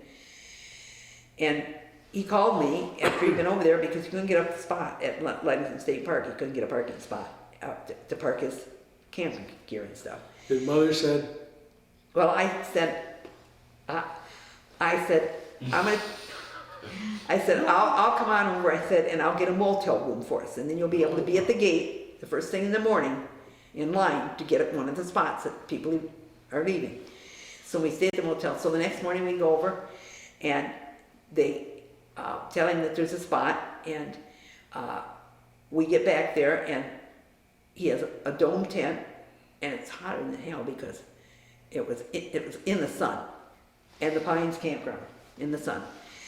And so I said to Michael, well, were there any other spots? And he said, well, I can go back and look with you, he said, to see if there's any other spots. And so there was another spot in Birchwood campground, Beechwood. Beechwood. And it was just beautiful. And I said to Daddy, I called Daddy up, and I said, why don't you bring the truck and come on over, because Mike's already got his tent up. And you could pick it up, the dome tent up, and put it in the truck, okay?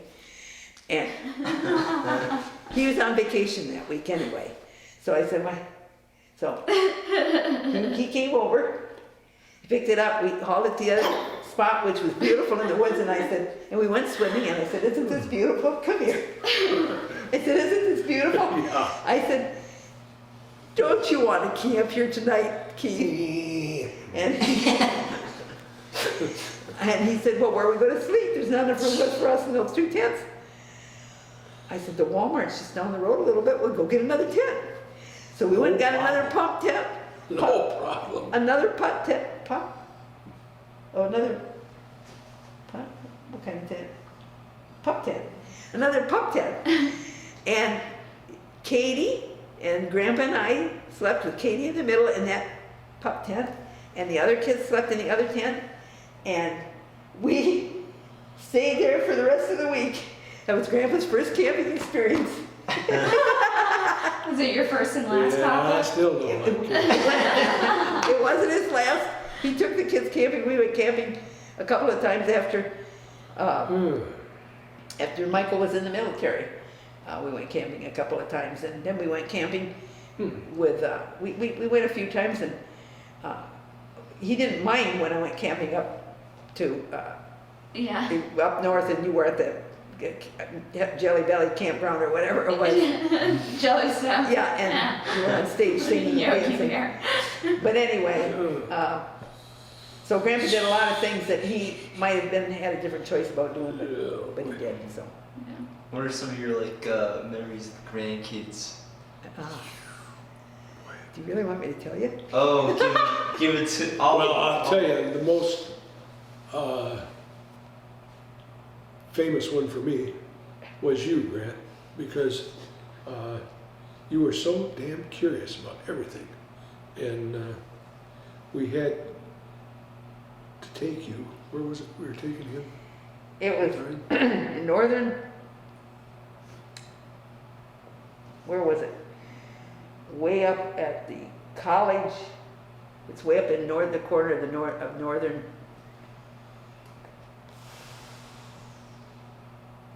Where were they living at the time? They were in Abingdon. Abingdon, okay. So, I can't remember it was a college up there. And they were- Highland Community? No, I don't think that's what it was. It was on a double wide highway, and you Oh, drove okay. up the hill to get to it. And we took him, and I was used to taking girls, looking at stuff. My last babies were girls. I'm taking granddaughters to look at stuff. Never took a grandson, and all these booths are out there and everything. Grant, pick out something so you have a souvenir going. And Grant picks out. and you're Indian corn. Of all the things. This is really cool, Grandma. And that's what he wanted. And That's then he the wanted to wine. go see, what are they doing over there, Grandpa? I said, they're making cider. Can I go see how it works? I said, yeah, sure. But he had to go make cider. And he wanted to know Where did the how apples go? everything worked. Yeah, Always wanted to know Where how those everything apples worked. Yeah. put them in there. Oh, where's the juice go? And then Grant got all of a sudden this manifesto wisdom. He was still only about 8. He had this manifesto wisdom, and he and I are sitting in the SUV in the backseat of the car. Is it the CRV or? It's the RV, I mean, and I love this boy. But he keeps chirping in like he knows what he's talking about. And so I turned to my grandson I love very much, and I said, Grant, please, don't talk yourself stupid. That's the first time I ever said, you know a lot. You know a lot.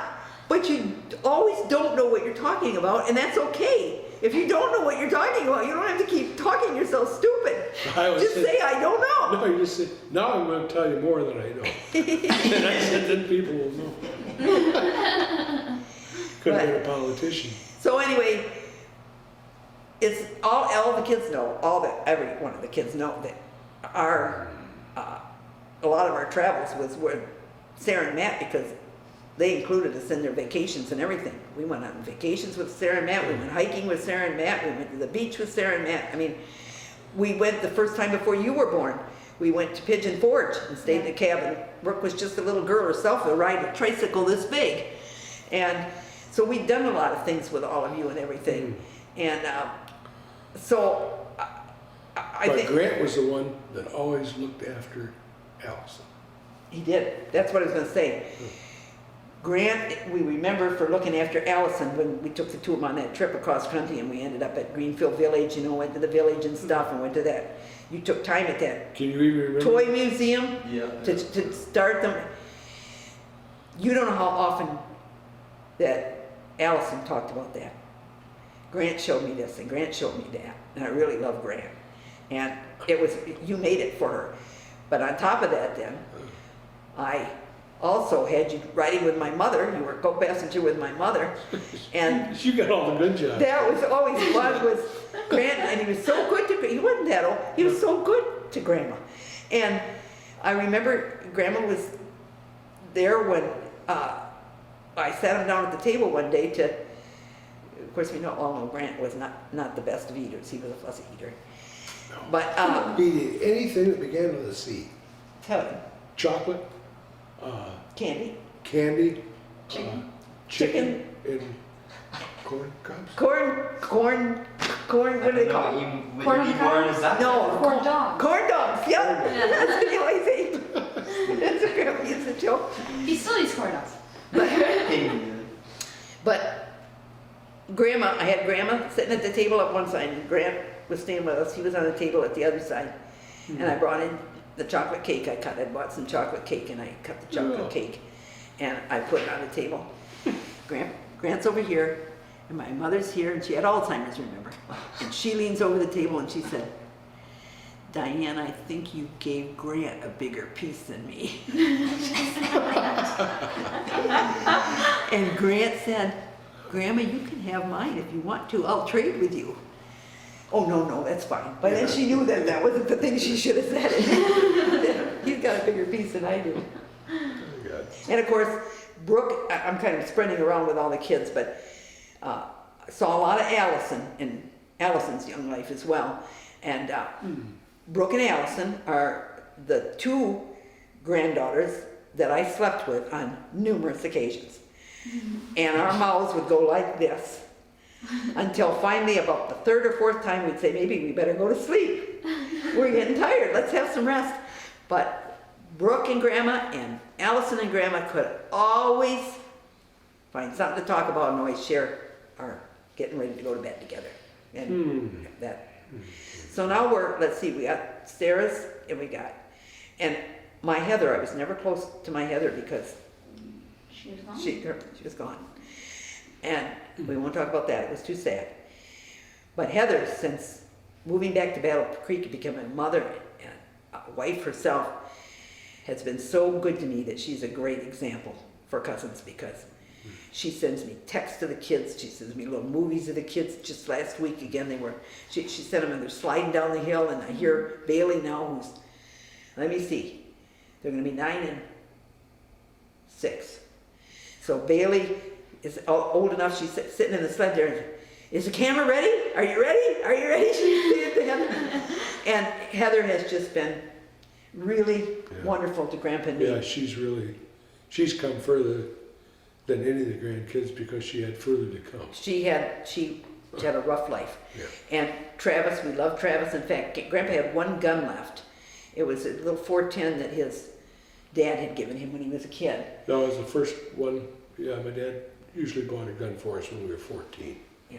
And that was It was the only gun he had left. It was in our closet the whole time. a little 410.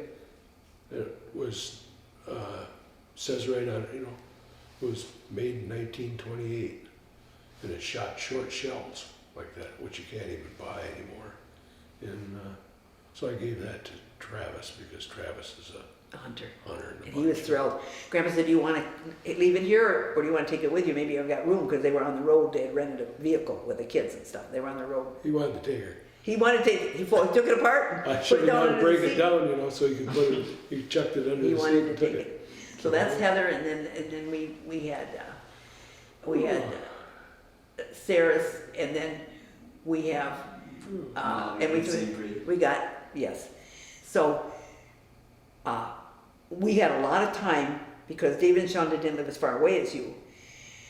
The things I can remember about other than when Brooke was there and you were there together, Molly and Brooke putting on shows. I mean, they absolutely loved that. And they passed the stuff along to Allie. Allie got those clothes eventually, so she could pretend.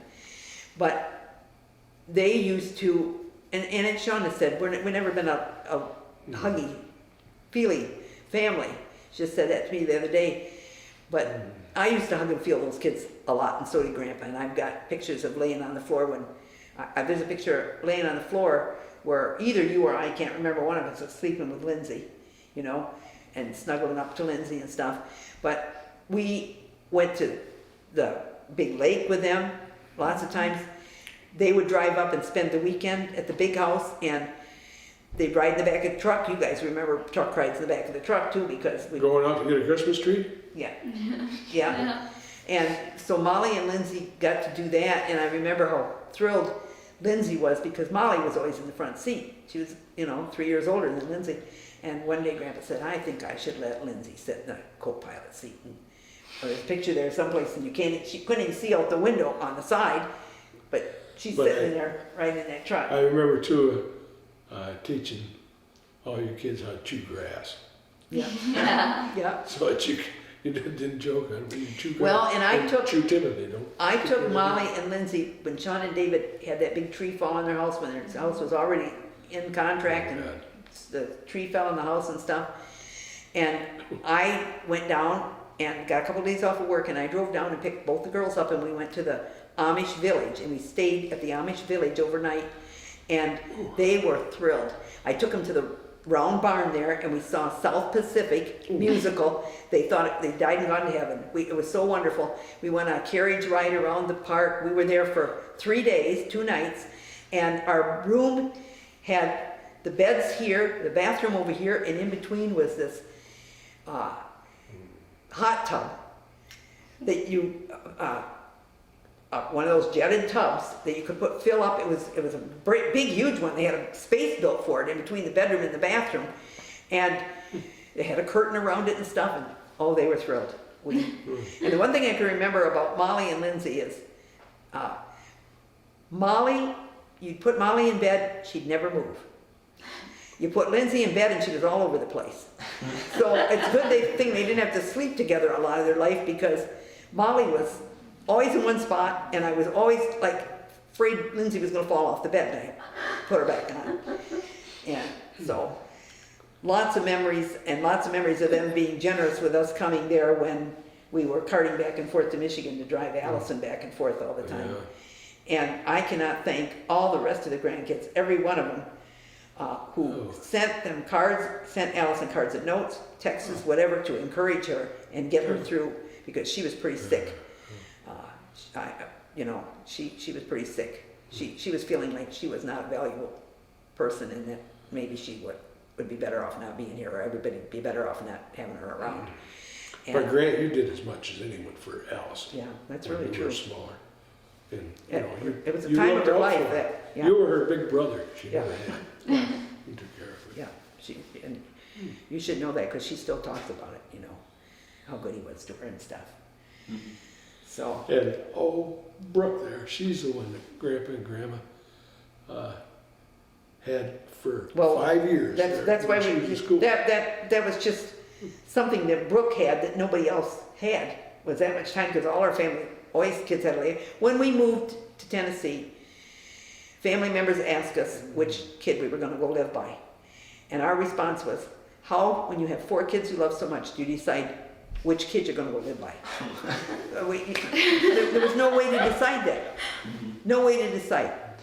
And so, God provided. yeah, God provided the time and Place for us to be. and they've been here for, when I had my lung cancer surgery in 2014, the LeBlancs had been in Florida, and they came back, and I still got my little animals right there. See my little giraffe and my little hippo over there.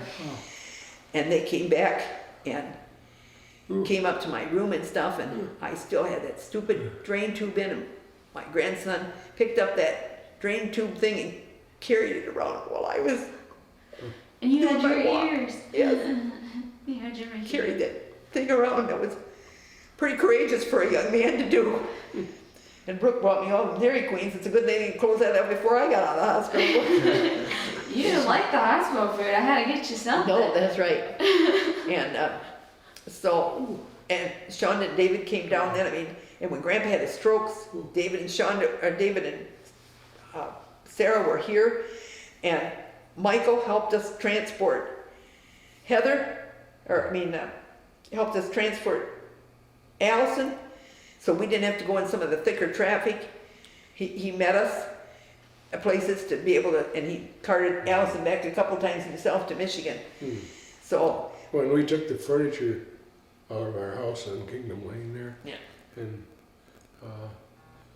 they took that and moved it up. We to- couldn't believe how fast they moved Yeah. it out of there. Shonda hopped in the back of the truck, and she was negotiating what went where, and Michael and David carried out one piece together, and then David came back in because it was a divided section, and he came back in, put the thing up over his head, and took it out, and Mike said something about how strong David had gotten.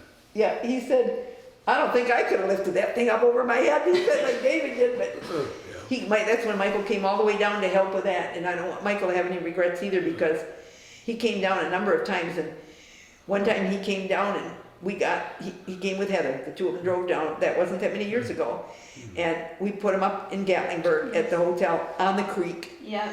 They loved it, the creek was rushing that time, it had rained so much, Rained so much.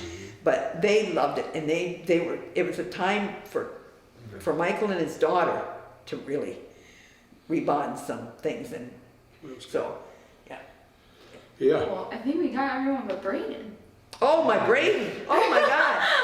Well, Braden, I realized was gonna be the last baby, Yeah. and Braden has always been a snuggle bunny, He's And- been so polite, that yeah, kid. so More than polite. any of the rest of them. So, really. he's so thoughtful and so kind. Yeah. And he's my little snuggle buddy. Like I said today when I hugged him, and he's so tall already. But there was a time when he had really little short legs. And He's he'd a grab damn on good my... soccer player. He's a good soccer player, and he's not afraid to try something new, that boy. And even when he was playing soccer, he was little compared to the rest of the soccer team, little short legs. But my gosh, he got right in the fight of it, didn't he? He kicked that ball, It's like when we used to talk about Grant going into football. Yeah. And I thought, holy shit, Grant's going to be in football. And he was, Grandpa tried to tell the coach when we had one day, he said, well, I know it's my grandson, I shouldn't be biased, but he said, he can run damn fast, why don't you just let him run instead of putting him in there where he's got to block somebody? He's scared to death. kind of like Forrest Gump, just tossing the ball that way.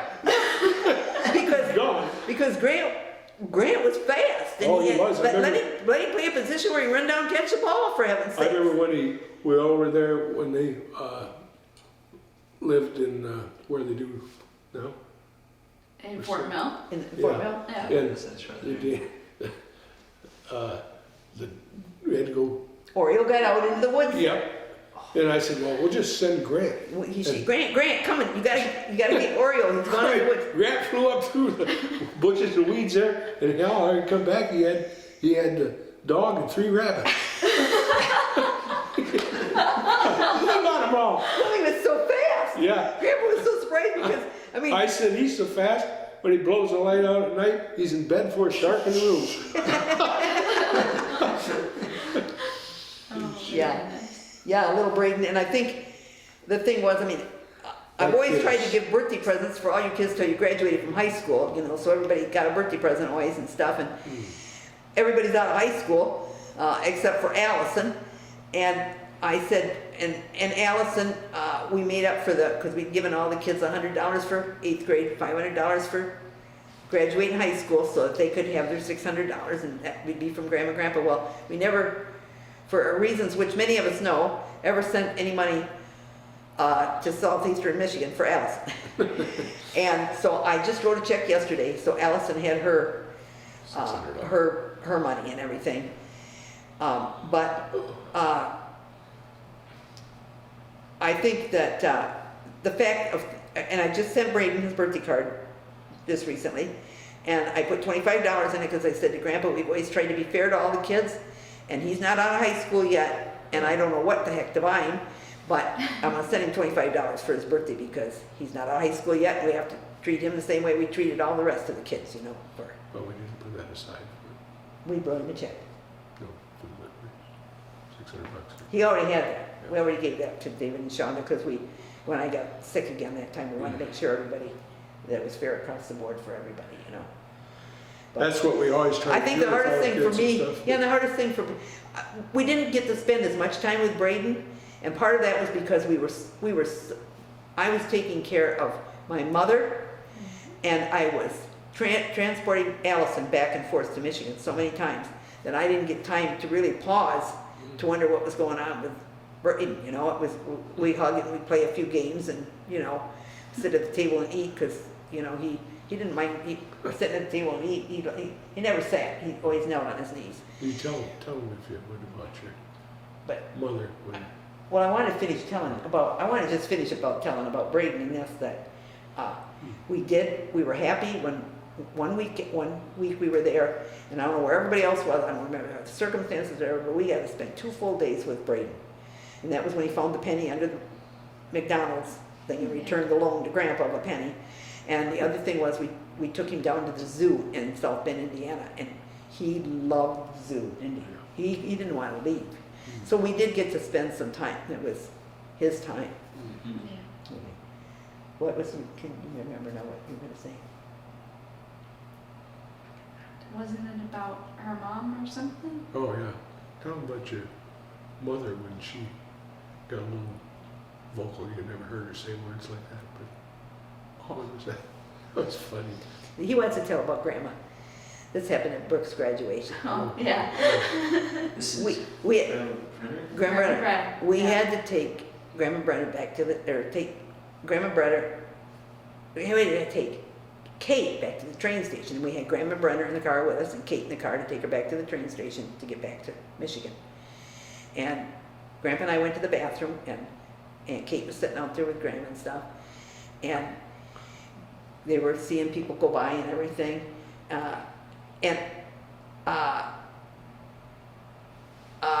I don't remember exactly what the shirt said. Some girl in a tight shirt walked by, and it said something about, it had the word fuck in it. And Grandma read the shirt.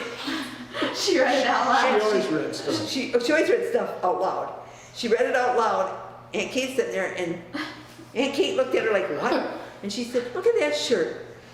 Why would anybody wear a shirt that says, and she read it again for the word fuck. And Kate said, I never thought I'd ever hear my grandmother say. And she did. Yeah. Do you guys remember your wedding day? God. It was wonderful. His brother catered the meal and didn't charge us anything for it from the, they only charged us for the food. Tom didn't charge for anything for the work of catering it and cooking it and stuff. He gave it to us for a wedding gift.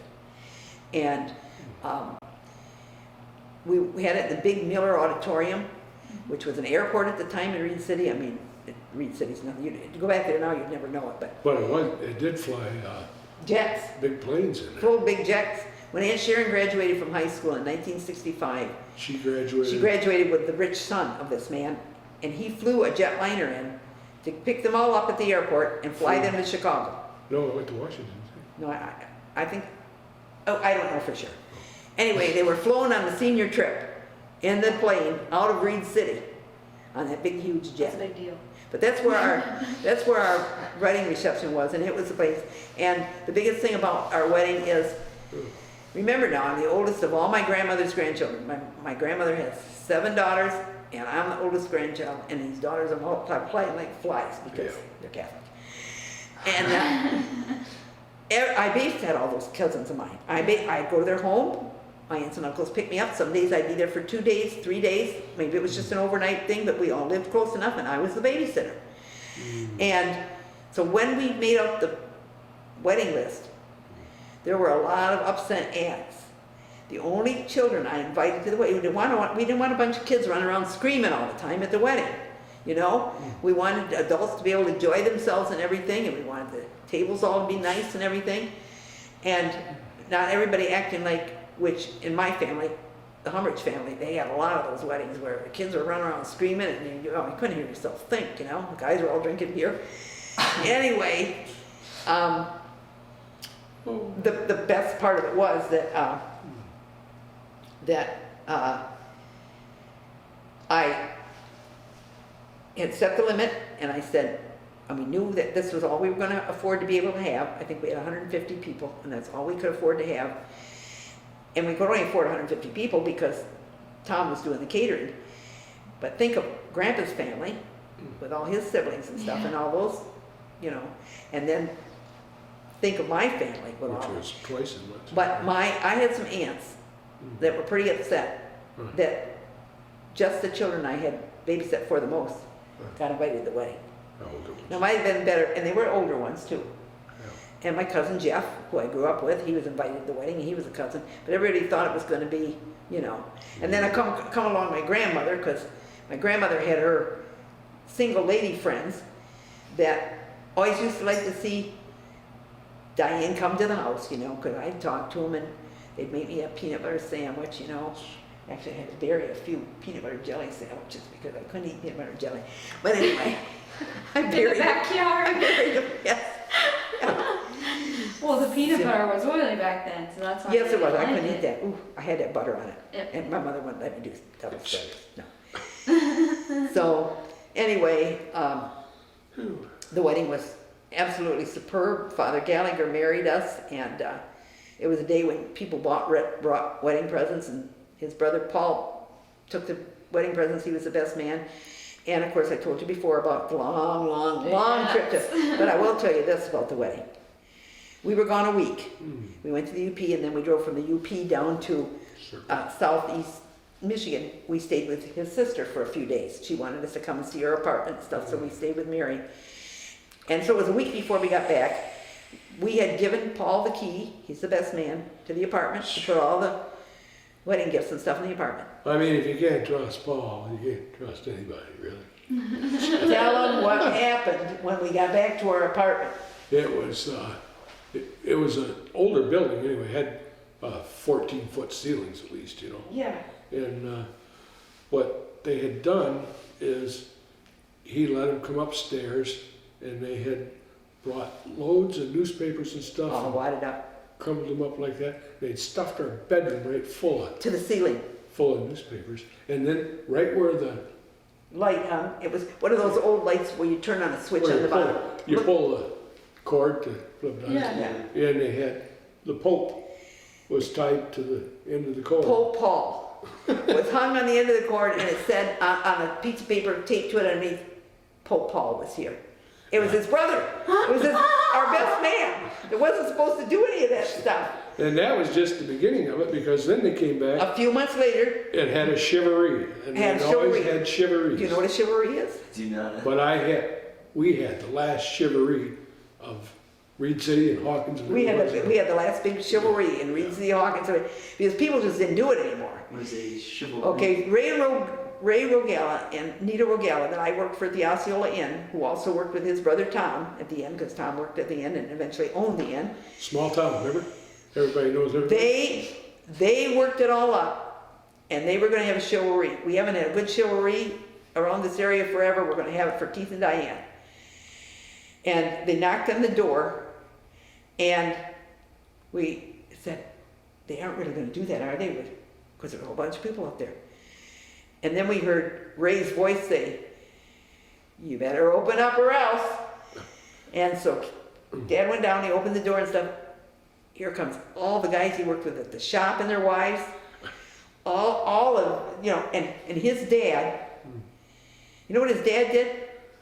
Hung a big cowbell under our bed. And we didn't know till we got in bed that night when that thing went wing, wing, wing. You didn't want to make any funny moves in your bed with that bell underneath it. But they had locked our bathroom door. They'd gone in the bathroom and locked the bathroom door, spread toothpaste all over, toilet paper all over and stuff, and then crawled out the window onto the deck up above. But first they had First they had in their split peas. pockets. In their pockets they had long socks like things, and they had them full of split peas and what else? Anyway, you split peas when you step on them. They're hard. They go right into the wood. And the wood was wood flooring, real wood flooring that was old, so it had little But gaps in Diane, the it. thing was, Diane had worked so hard to make that our To fix the place be. up. Yeah, it was perfect. And they trashed it. Yeah. I mean, I never did And the get guy it. that was my boss at that time from the shop, he climbed out through the bathroom window, and on his way out, he took the fuses out of the box. And the door was locked. To the bathroom, and it worked. And he went across all the roofs that were, you could walk right from one Yeah. business to the other, And down the roofs. they put sugar in my salt shakers, and I fixed meals for a month, and I'm like, something's wrong with this salt. It was sugar in this. But the worst thing was Lumburger cheese under the stove. Oh. A big block of Lumburger cheese under the stove. Hmm. And all this to vacuum up all this stuff, Peas. Yeah. split peas and beans and stuff all over the floor. The whole place. Yeah, It was trashed. it was trash. Yeah. And I was crying. Oh, yeah. I cried. I couldn't believe, I cried. And he said, it's gonna be all right, Daniel, we're Yeah. gonna get it all fixed up again. We'll fix it all up again and We stuff. And a week later, here comes our mail. They weren't fussing over us yet. Nita Rogala Send a bill. had an itemized bill for everything that was used at the chivalry. For Send the us a split bill. peas, Yeah, everything. yeah. The Lumburger cheese, The she didn't make us rice, pay it, but she gave us a start for a while that they were expecting us to pay that money, you know? And we didn't have any money. They didn't have a pot to piss in their window, throw it at it. We didn't, never. We were, well, that's why we always were careful about our money. We were frugal. Yeah. That's a better word than cheap. Yeah. But there's another thing, that's another thing we always did. We always tithed to the church. And it always came back to us. My dad And there were times when we couldn't give to the church because times were really bad at that moment. But I kept a notebook and how much money we still owed the church. If we made a pledge to the church for the year, we were here when we were at TVUC church. And we went in the middle of the year, left TVUC. But we paid the rest, because Kate came and we went to the Evangelical Lutheran Church. But we paid the rest of our pledge tithe off. We always, it was always important. And so if we couldn't give it right now, it was a going list in Whoa. the financial book that we still owe that to God. You know, still And the owe- reason we thought that is, you know, when people make out these things in these churches, that's pretty tight because, and that's why the people that go there have to keep that pledge coming. Yeah. Because otherwise, who the hell's gonna, you know, Right. well, who's gonna keep the lights on? Right. That's kind of where the big church is where we're at now. Yeah. You know, it's just, people don't come to church like they used to. And a lot of them that were older left big amounts of money to the church. But there's no That's people with not big there amounts of money anymore, that's the thing. So Any it's other all good. questions? The world has changed. Just two more things. Oh, okay. Oh, boy. What do you remember about the beach trip to Florida with Brooke and Sarah? Oh my. You know, I thought it was so wonderful that I had a granddaughter who had my ticket on her phone. I didn't have to pull out anything. I didn't have to take care of any details. The reservation was made. We were on the beach, and that's what I was hoping for. And it was a wonderful vacation time. It was a little cold the first day, but it got warm enough when the sun came out that we could at least enjoy ourselves. I have the picture in my Bible that Brooke took. That is going to get me through to the end. I was a free spirit on that boat watching those dolphins.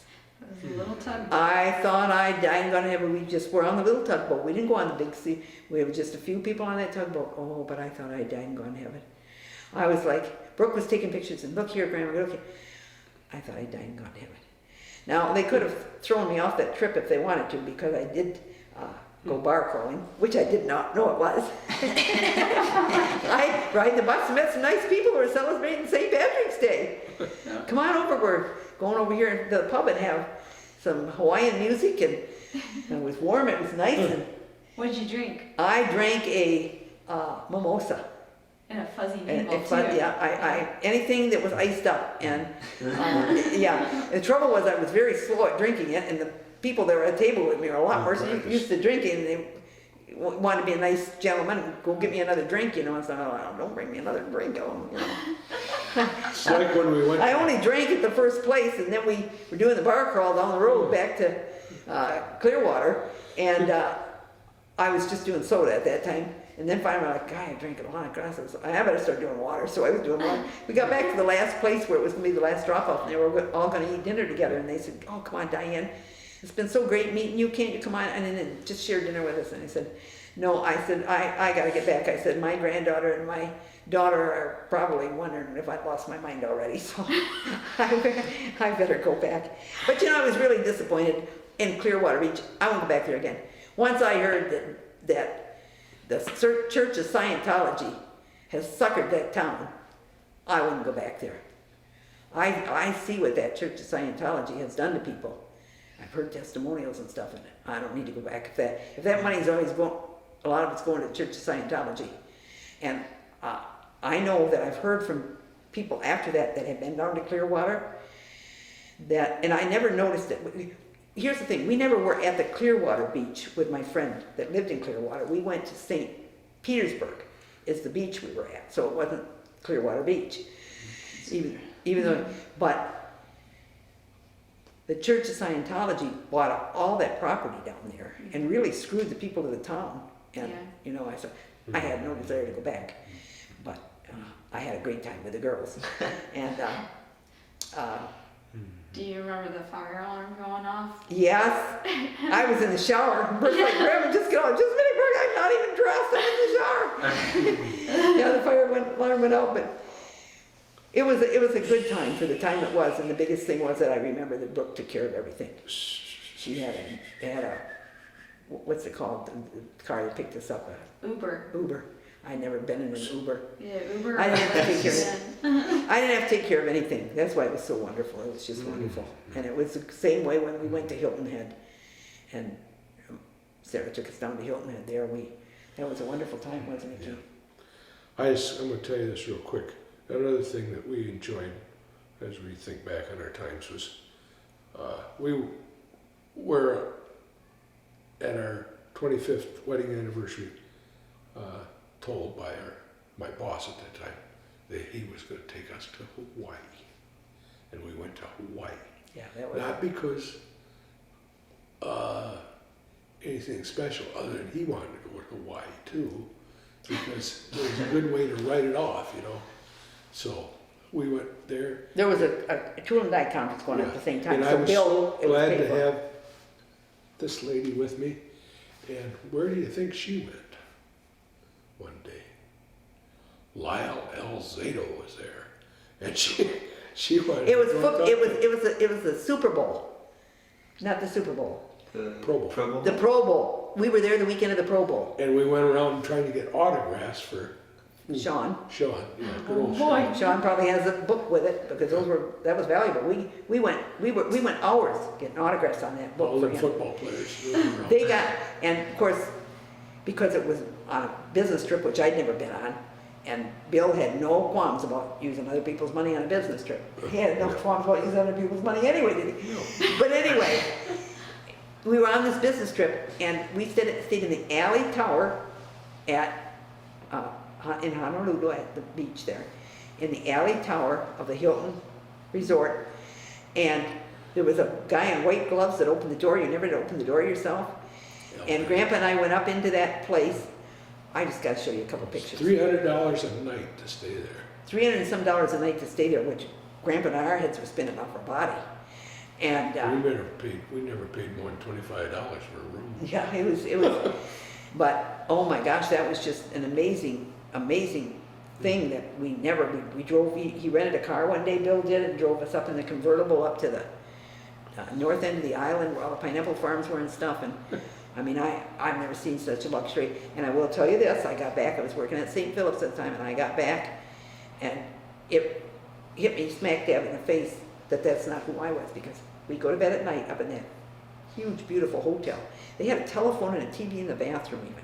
We sit on the toilet and watch a TV. And what year was it? Huh? What year was this? In 19... It was 25 year marriage. Yeah, well, let me think. It was 1990. 80 something. No, Daddy was dead. It was 1990.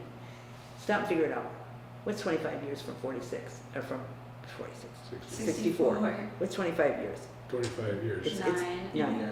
89. 89. It was 90. Yeah. It was 90. That's when we went. And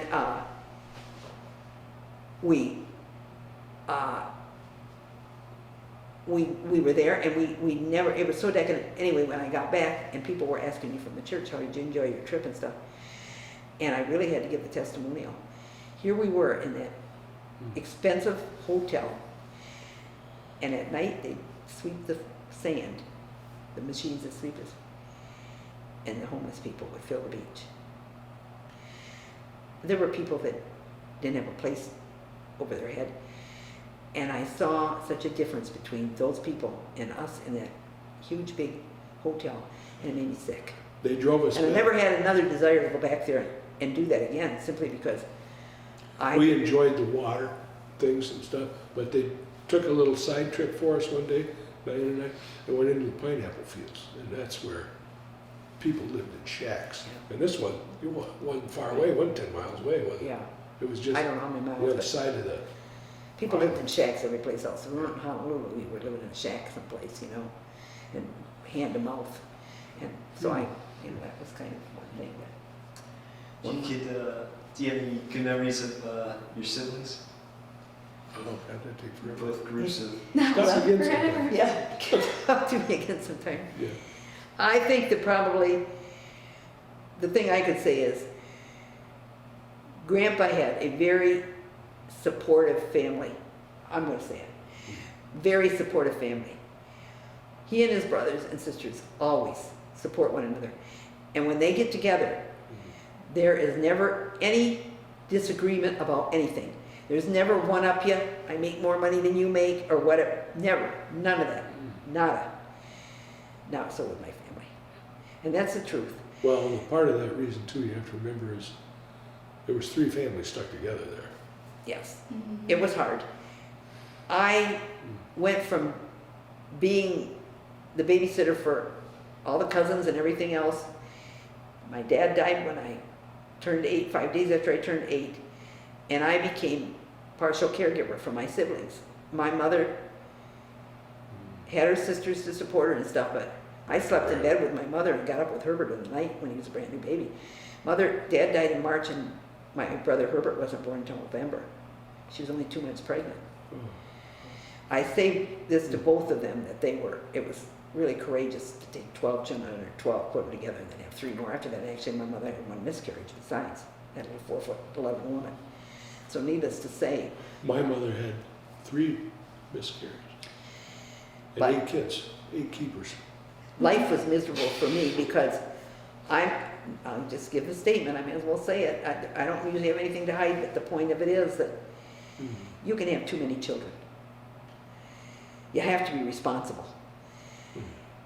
And it's not about the clothes on their back, it's not It's- about even the food they eat, it's about the time and the encouragement and the personal attention. that It's you not give. fair to the kids No. or fair to the I parents. could never be a child. I was never a child.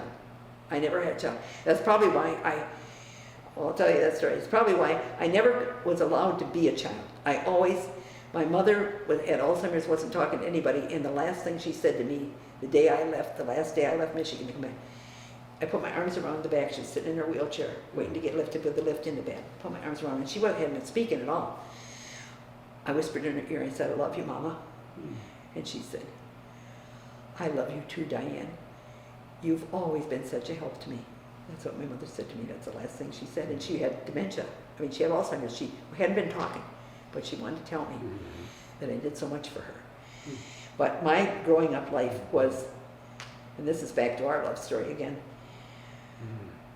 the things that happened in our family, it's amazing that all of us turned out the way we did, because it was hard. We had surplus food. My dad didn't make enough money. He was only an 8th grade graduate. He only graduated from the 8th grade. He was a bus driver for Greyhound buses. For a while, it's probably the best paying job he had. He went from place to place. When he finally got a job that was a regular job, he worked at Miller Auditorium for a while, where they made stainless steel aluminum doors and stuff. But My dad. there were a lot of things that different from mine. There were no secrets in his family. My family was full of secrets. And it's a blessing that we all turned out the way we did now, but things happened in our family that happened, I know, in a lot of families. But Grandpa saved me from that. And I have siblings that suffered a lot more than I did in ways that, you know, I can't share.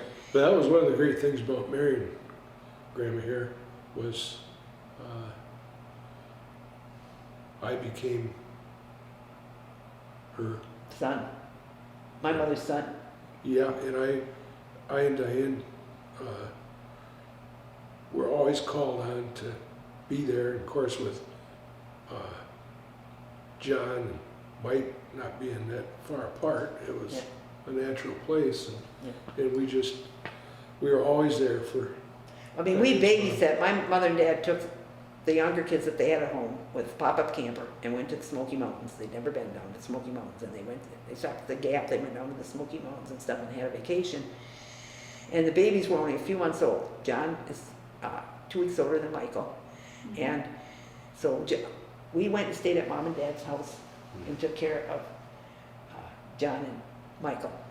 And there were numerous times like that when, think about it, Grandpa's 20, I'm 18.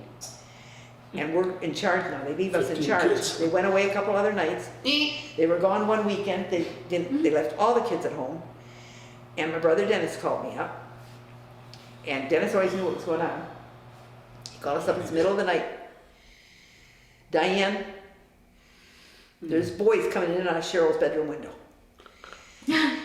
So Grandpa goes over there, middle of the night. We're just 19, 18, 19, 20, 21 ourselves, married, and we're getting this call. This was before the boys were born. But we're getting this call to go over to see what's going on because somebody's They lived in a house that had a flat roof on it, and it was very easy to jump up on it. on the garage roof. And there And was. Sherry's bed, Sherry, that was, What was it, 11 bedrooms in that house? no, there weren't, not in that house. That was a big house. But anyway, Cheryl's bedroom was just on the side of the garage where you could jump up on the garage and then the window was right there. Anyway, Grandpa got in the car, Dennis called to report. Grandpa got in the car, he gets over there and stuff. Tell him what you saw. I saw a guy Older than Cheryl by a bunch. crawling out of the bedroom window. And I said, "Hey, what the hell are you doing?" "Oh, I just stopped to see if Sherry wanted to go to church with me this morning." Holy shit, I never heard a line like that. Well, I said, "I think you better travel on for right now." So he did leave then. Yeah. God. Always. But we helped every one of the graduations. Grandpa and I were in charge of high school graduations. Hosted them. So we never had any high school graduations for our own kids. We developed we were the oldest ones with the oldest kids, and we thought we don't want people to think they got to send a graduation gift.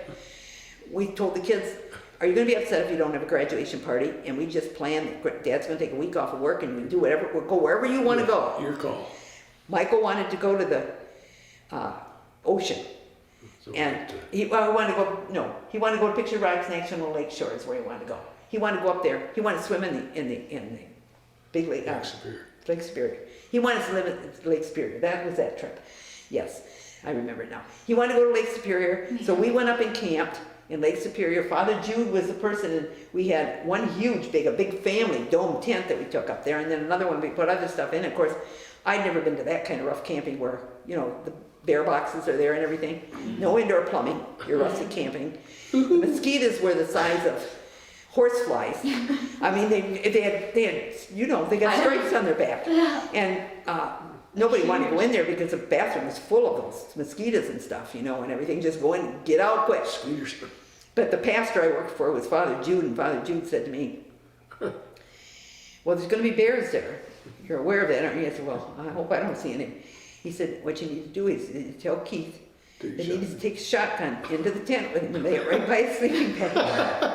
And I said, "With 4 kids, we're going to take this shotgun in there." So anyway, that was Michael's graduation. Yes, because he was going to be going to basic at Great Lakes, so he wanted to see that, and he wanted to see SeaWorld. Okay. So not SeaWorld. What was it? There was an amusement park there. near the base. I don't know what it was, it wasn't SeaWorld. Six Flags? Six Flags, Six Flags. Busch Gardens? No, Six Flags was in Chicago, then north of Chicago. Oh, okay. North of Chicago. Six Flags. So that was Michael's trip. When David's trip, there was no way David was going camping. David was like his dad, he wasn't going to camp.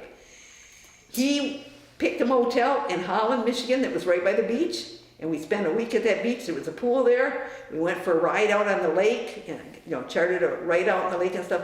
That's what David wanted to do for his graduation. That's what we did. Sarah's graduation, she wanted to go to Colorado. She wanted to see Uncle Steve and Aunt Amy out in Colorado, and she wanted to see She was missing Sean, right? Colorado. Well, yeah. Oh, shit. She was dating Sean at that time, and I don't know how many of these pictures I've got where Sean's missing. Sean's missing. And, but David went on that trip with us too, so it was, all the kids went on the trip with us. David and Sarah, not Michael. David and Sarah and Katie. And Uncle Herb found a place we could stay at, and it was just like living in luxury. It was a rented condo that they rented, and it had a hot tub with a starry sky window up at the top where you could be in the hot tub and look out the window. And so that was Sarah's dream, to be out in Colorado. We went on that trip there, and David wanted to go along with us, and we said, well, yeah, sure, if you want to go along with us. And that time they had, children could fly for free. It was a special thing. If you had an adult, every child could fly, every child had one adult that paid the fare. You could get the child on the plane for free. That's what it was. And we rented a car out there, so we still had our money in the paper money there, and stuff, but we did. And David had been working a little bit, because he was in college already. He was going to Central. And so he had a little bit of money, so he wanted to throw that around in a very small way. David wasn't throwing any money anyway. No. Is he the... We sat down for breakfast one morning, and David said, at the restaurant, and David wanted to buy breakfast. And all of a sudden he pulled the dice out of his pocket, and he rolled the dice, and he said, whatever's on here, that's how much money I'm going to spend for breakfast. So he did. Was it one dice or two? Yeah. I don't remember how many dice, but that, and the girls looked at each other like, what? Is that all we can order? Whatever. Of course, we chipped in too, Is this the same David that couldn't go to the bathroom when we were up there? Oh, no, that's another trip. Oh. Don't talk about that. Yeah, that's the David that didn't like to go any place out of the ordinary. Yeah. And, What yeah. about Katie's trip? Well, when Aunt Katie graduated, she'd been through some rough times. And she really, she wanted to just be with me and Dad. That's what she wanted, was to do something with me and Dad, and she really wanted to go to Mackinac Island. So we took her up to Mackinac Island, and we spent a week up in Mackinac That was Island. a great time for It her. was a great time for her. We walked the cemeteries, we rode bike and everything like that, and by then, everybody else was doing something else. We were on Your mama Mackinac. had you were a baby. We were on Mackinac Island. Yeah, We did the whole thing up there. yeah, so that's what she did, so that was the graduations. So did you guys have a closest sibling or a favorite moment with your sibling? Even though it was rough? You mean, did, in some relationship with the sibling that you can remember? Yeah. I'll tell you what, with Grandpa's relatives, here's how it worked. Tom and Margot helped us build our house. Mm-hmm. Never charged us a dime. Larry came on his leave off the military. He was in the Navy. Helped on his summer leave. Helped build the house. Paul gave a lot of his time because he was a builder. They never charged anything for it. They gave it to us.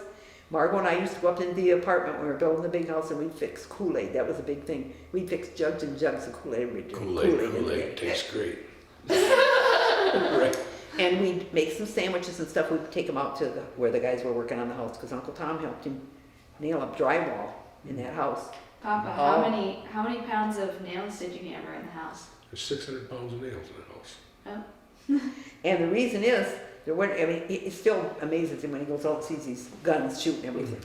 It's just, There was 3,000 pounds of insulation in that house.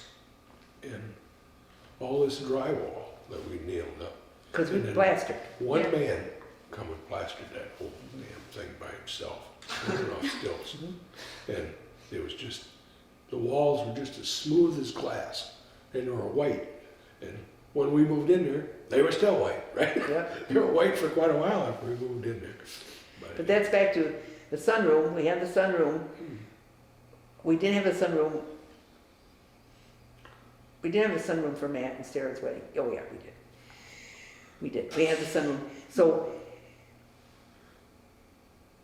when David and Shauna were married, we had their rehearsal all in the sunroom, and everybody had a good time, you know. And even when Sean was still hanging around there for a bit, he used to like to get in the hot tub and then run out and lay in the snow, you know, and come back in the hot tub and stuff. So it got a lot of use for everybody, but you know, and Just I another think it was thing so to- perfect for Matt and Sarah when they got married in the yard. Yeah. That was It just the was. most beautiful thing when Yeah. they had their reception in the yard. Well, they weren't married, they didn't marry at the chapel, but Yeah. they had their reception in the yard. And, only one bad thing happened that day. Everybody ate all the roast pork before Grandpa even got a bite of it. Grandpa never got any of the roast pork.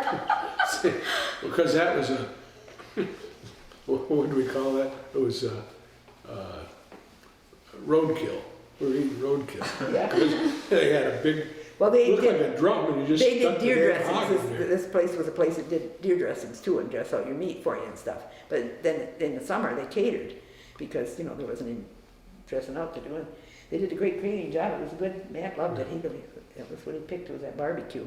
We found it for them because it had happened very fast. If you remember, you guys were asked.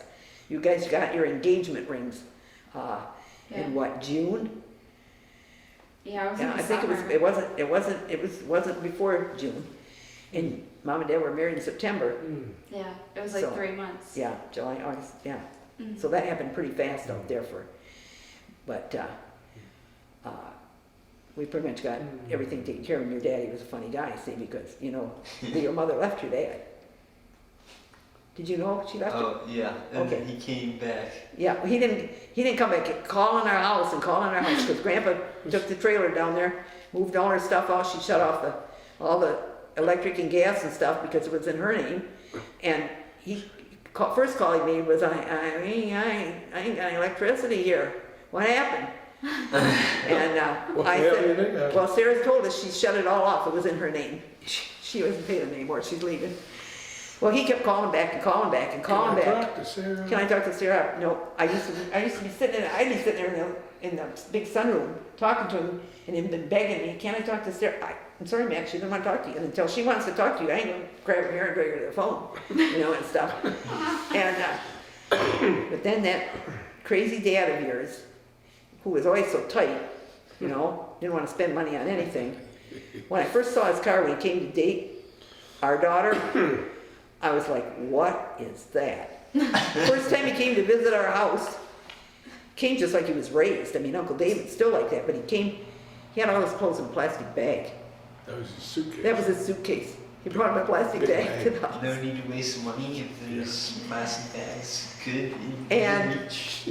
Anyway, he's come a long way now. Sarah's trained him. Yeah. You know, she's the She spent princess. a lot of time training. So, the wedding itself was, it was a perfect spot to have the wedding. It was a good, we got the pictures here. Yeah, it was a good spot to have the wedding and everything, and of course, your grandparents came, of course, and they got in late.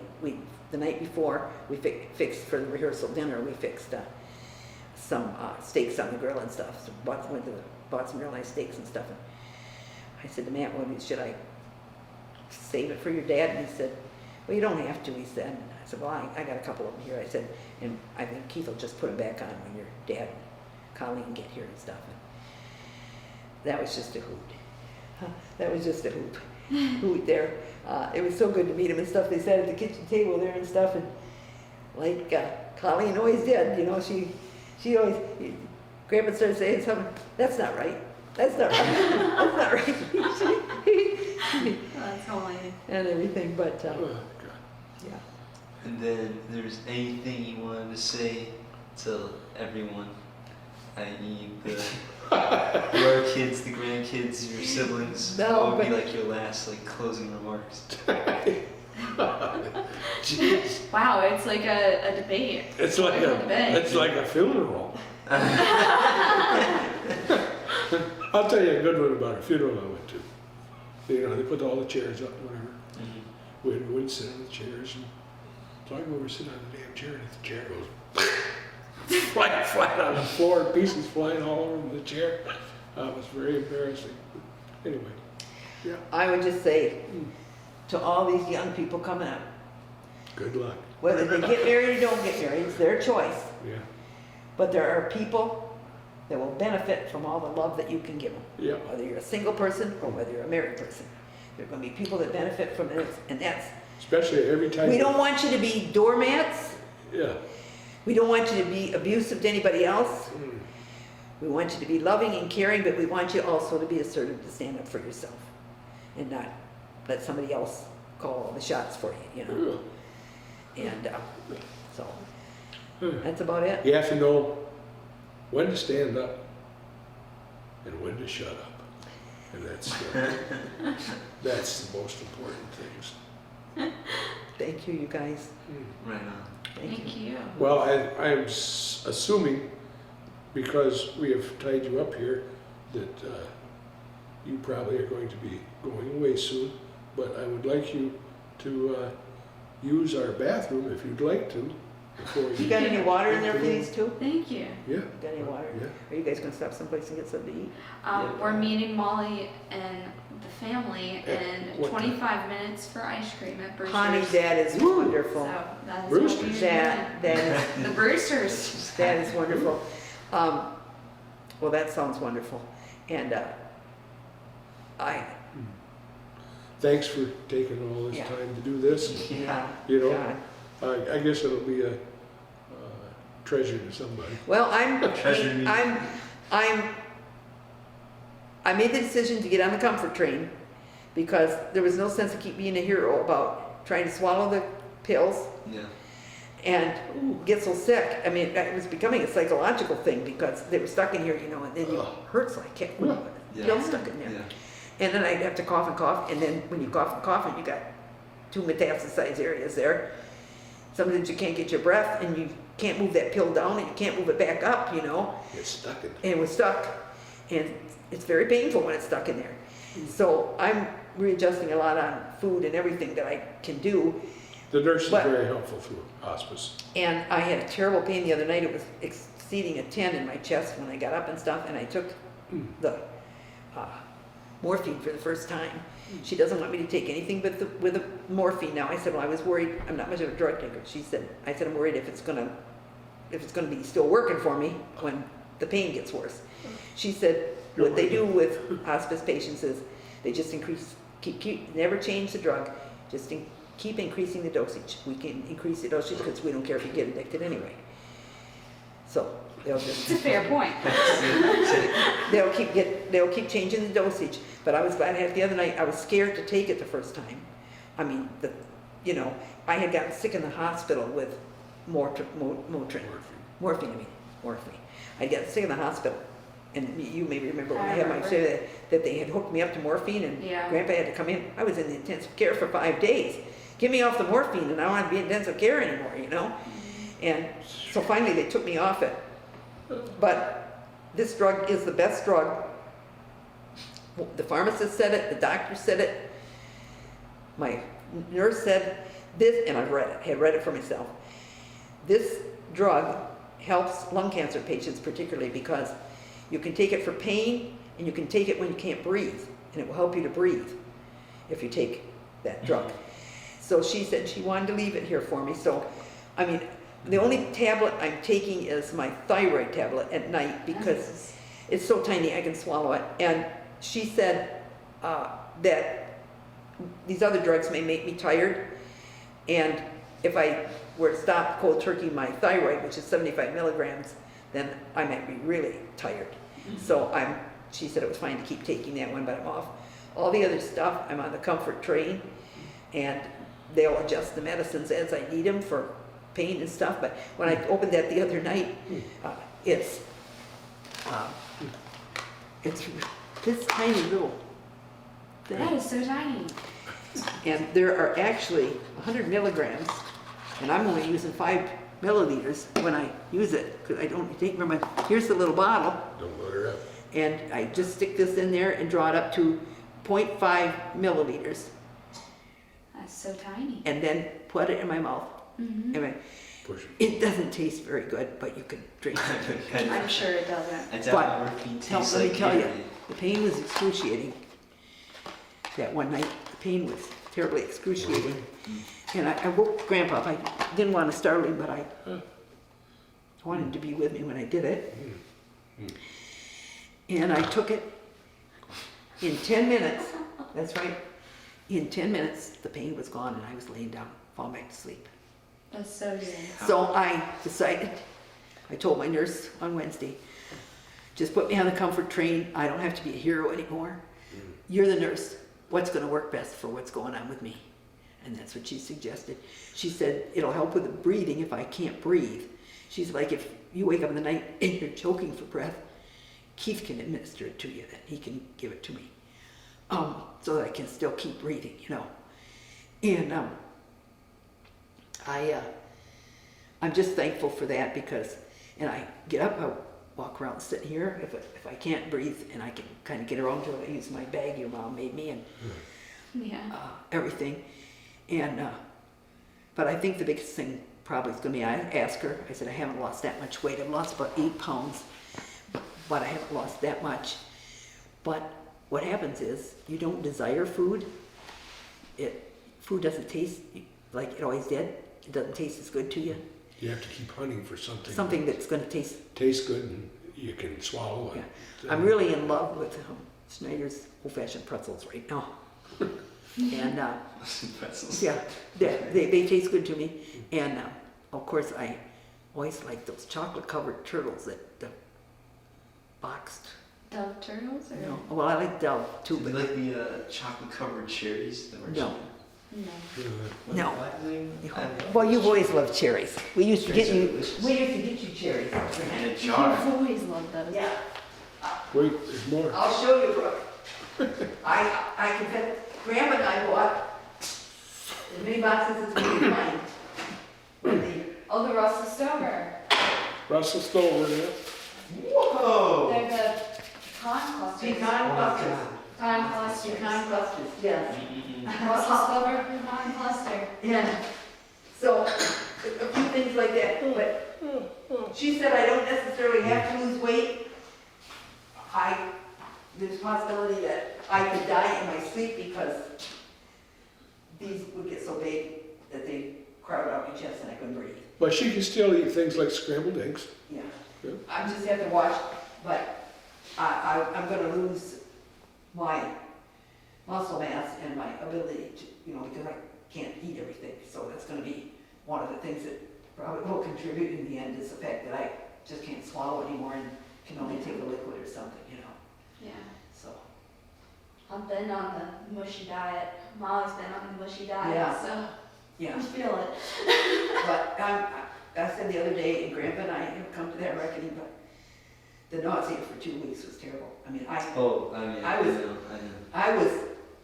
I couldn't sit for 5 minutes. What could I? Yeah. I sit there, I get up, I go in the bathroom and throw up again. And now you got the patch, man. And now I got the patch.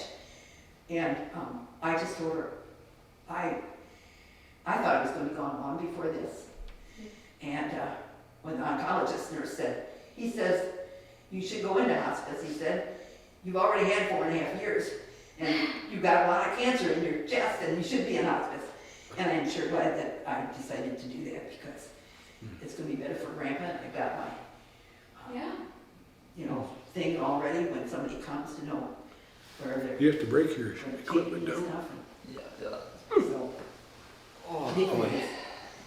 Not being able to swallow, you know. Oh, well, thank you very much for, But what I told everybody in this Yeah. time, that'll probably be the best seller. no, Yeah. everybody beat Real winner himself. at the movie People were theater. writhing and crying. Michael was crying. He says, I'm sorry, Mom. And Sean said, I'm not a crier. Our family's not a hugging family, but I never cried, Diane. And it's really sad. So everybody just, you know, that it's just been a gift. I mean, I can remember this little guy walking out in the woods. He's no bigger than this, and they're saying, come along, and his little legs are going like this, trying to couldn't keep up with everybody hiking. So, I know when you were born, there was one happy sister. She didn't need a girl, she just needed somebody. And I got somebody. Yeah, she did. It's almost a girl with that hair. Like, I will be back inside in just a second. Okay. I'm just gonna get You want me to get the door It's first? gonna be a shot here. of the front of the house.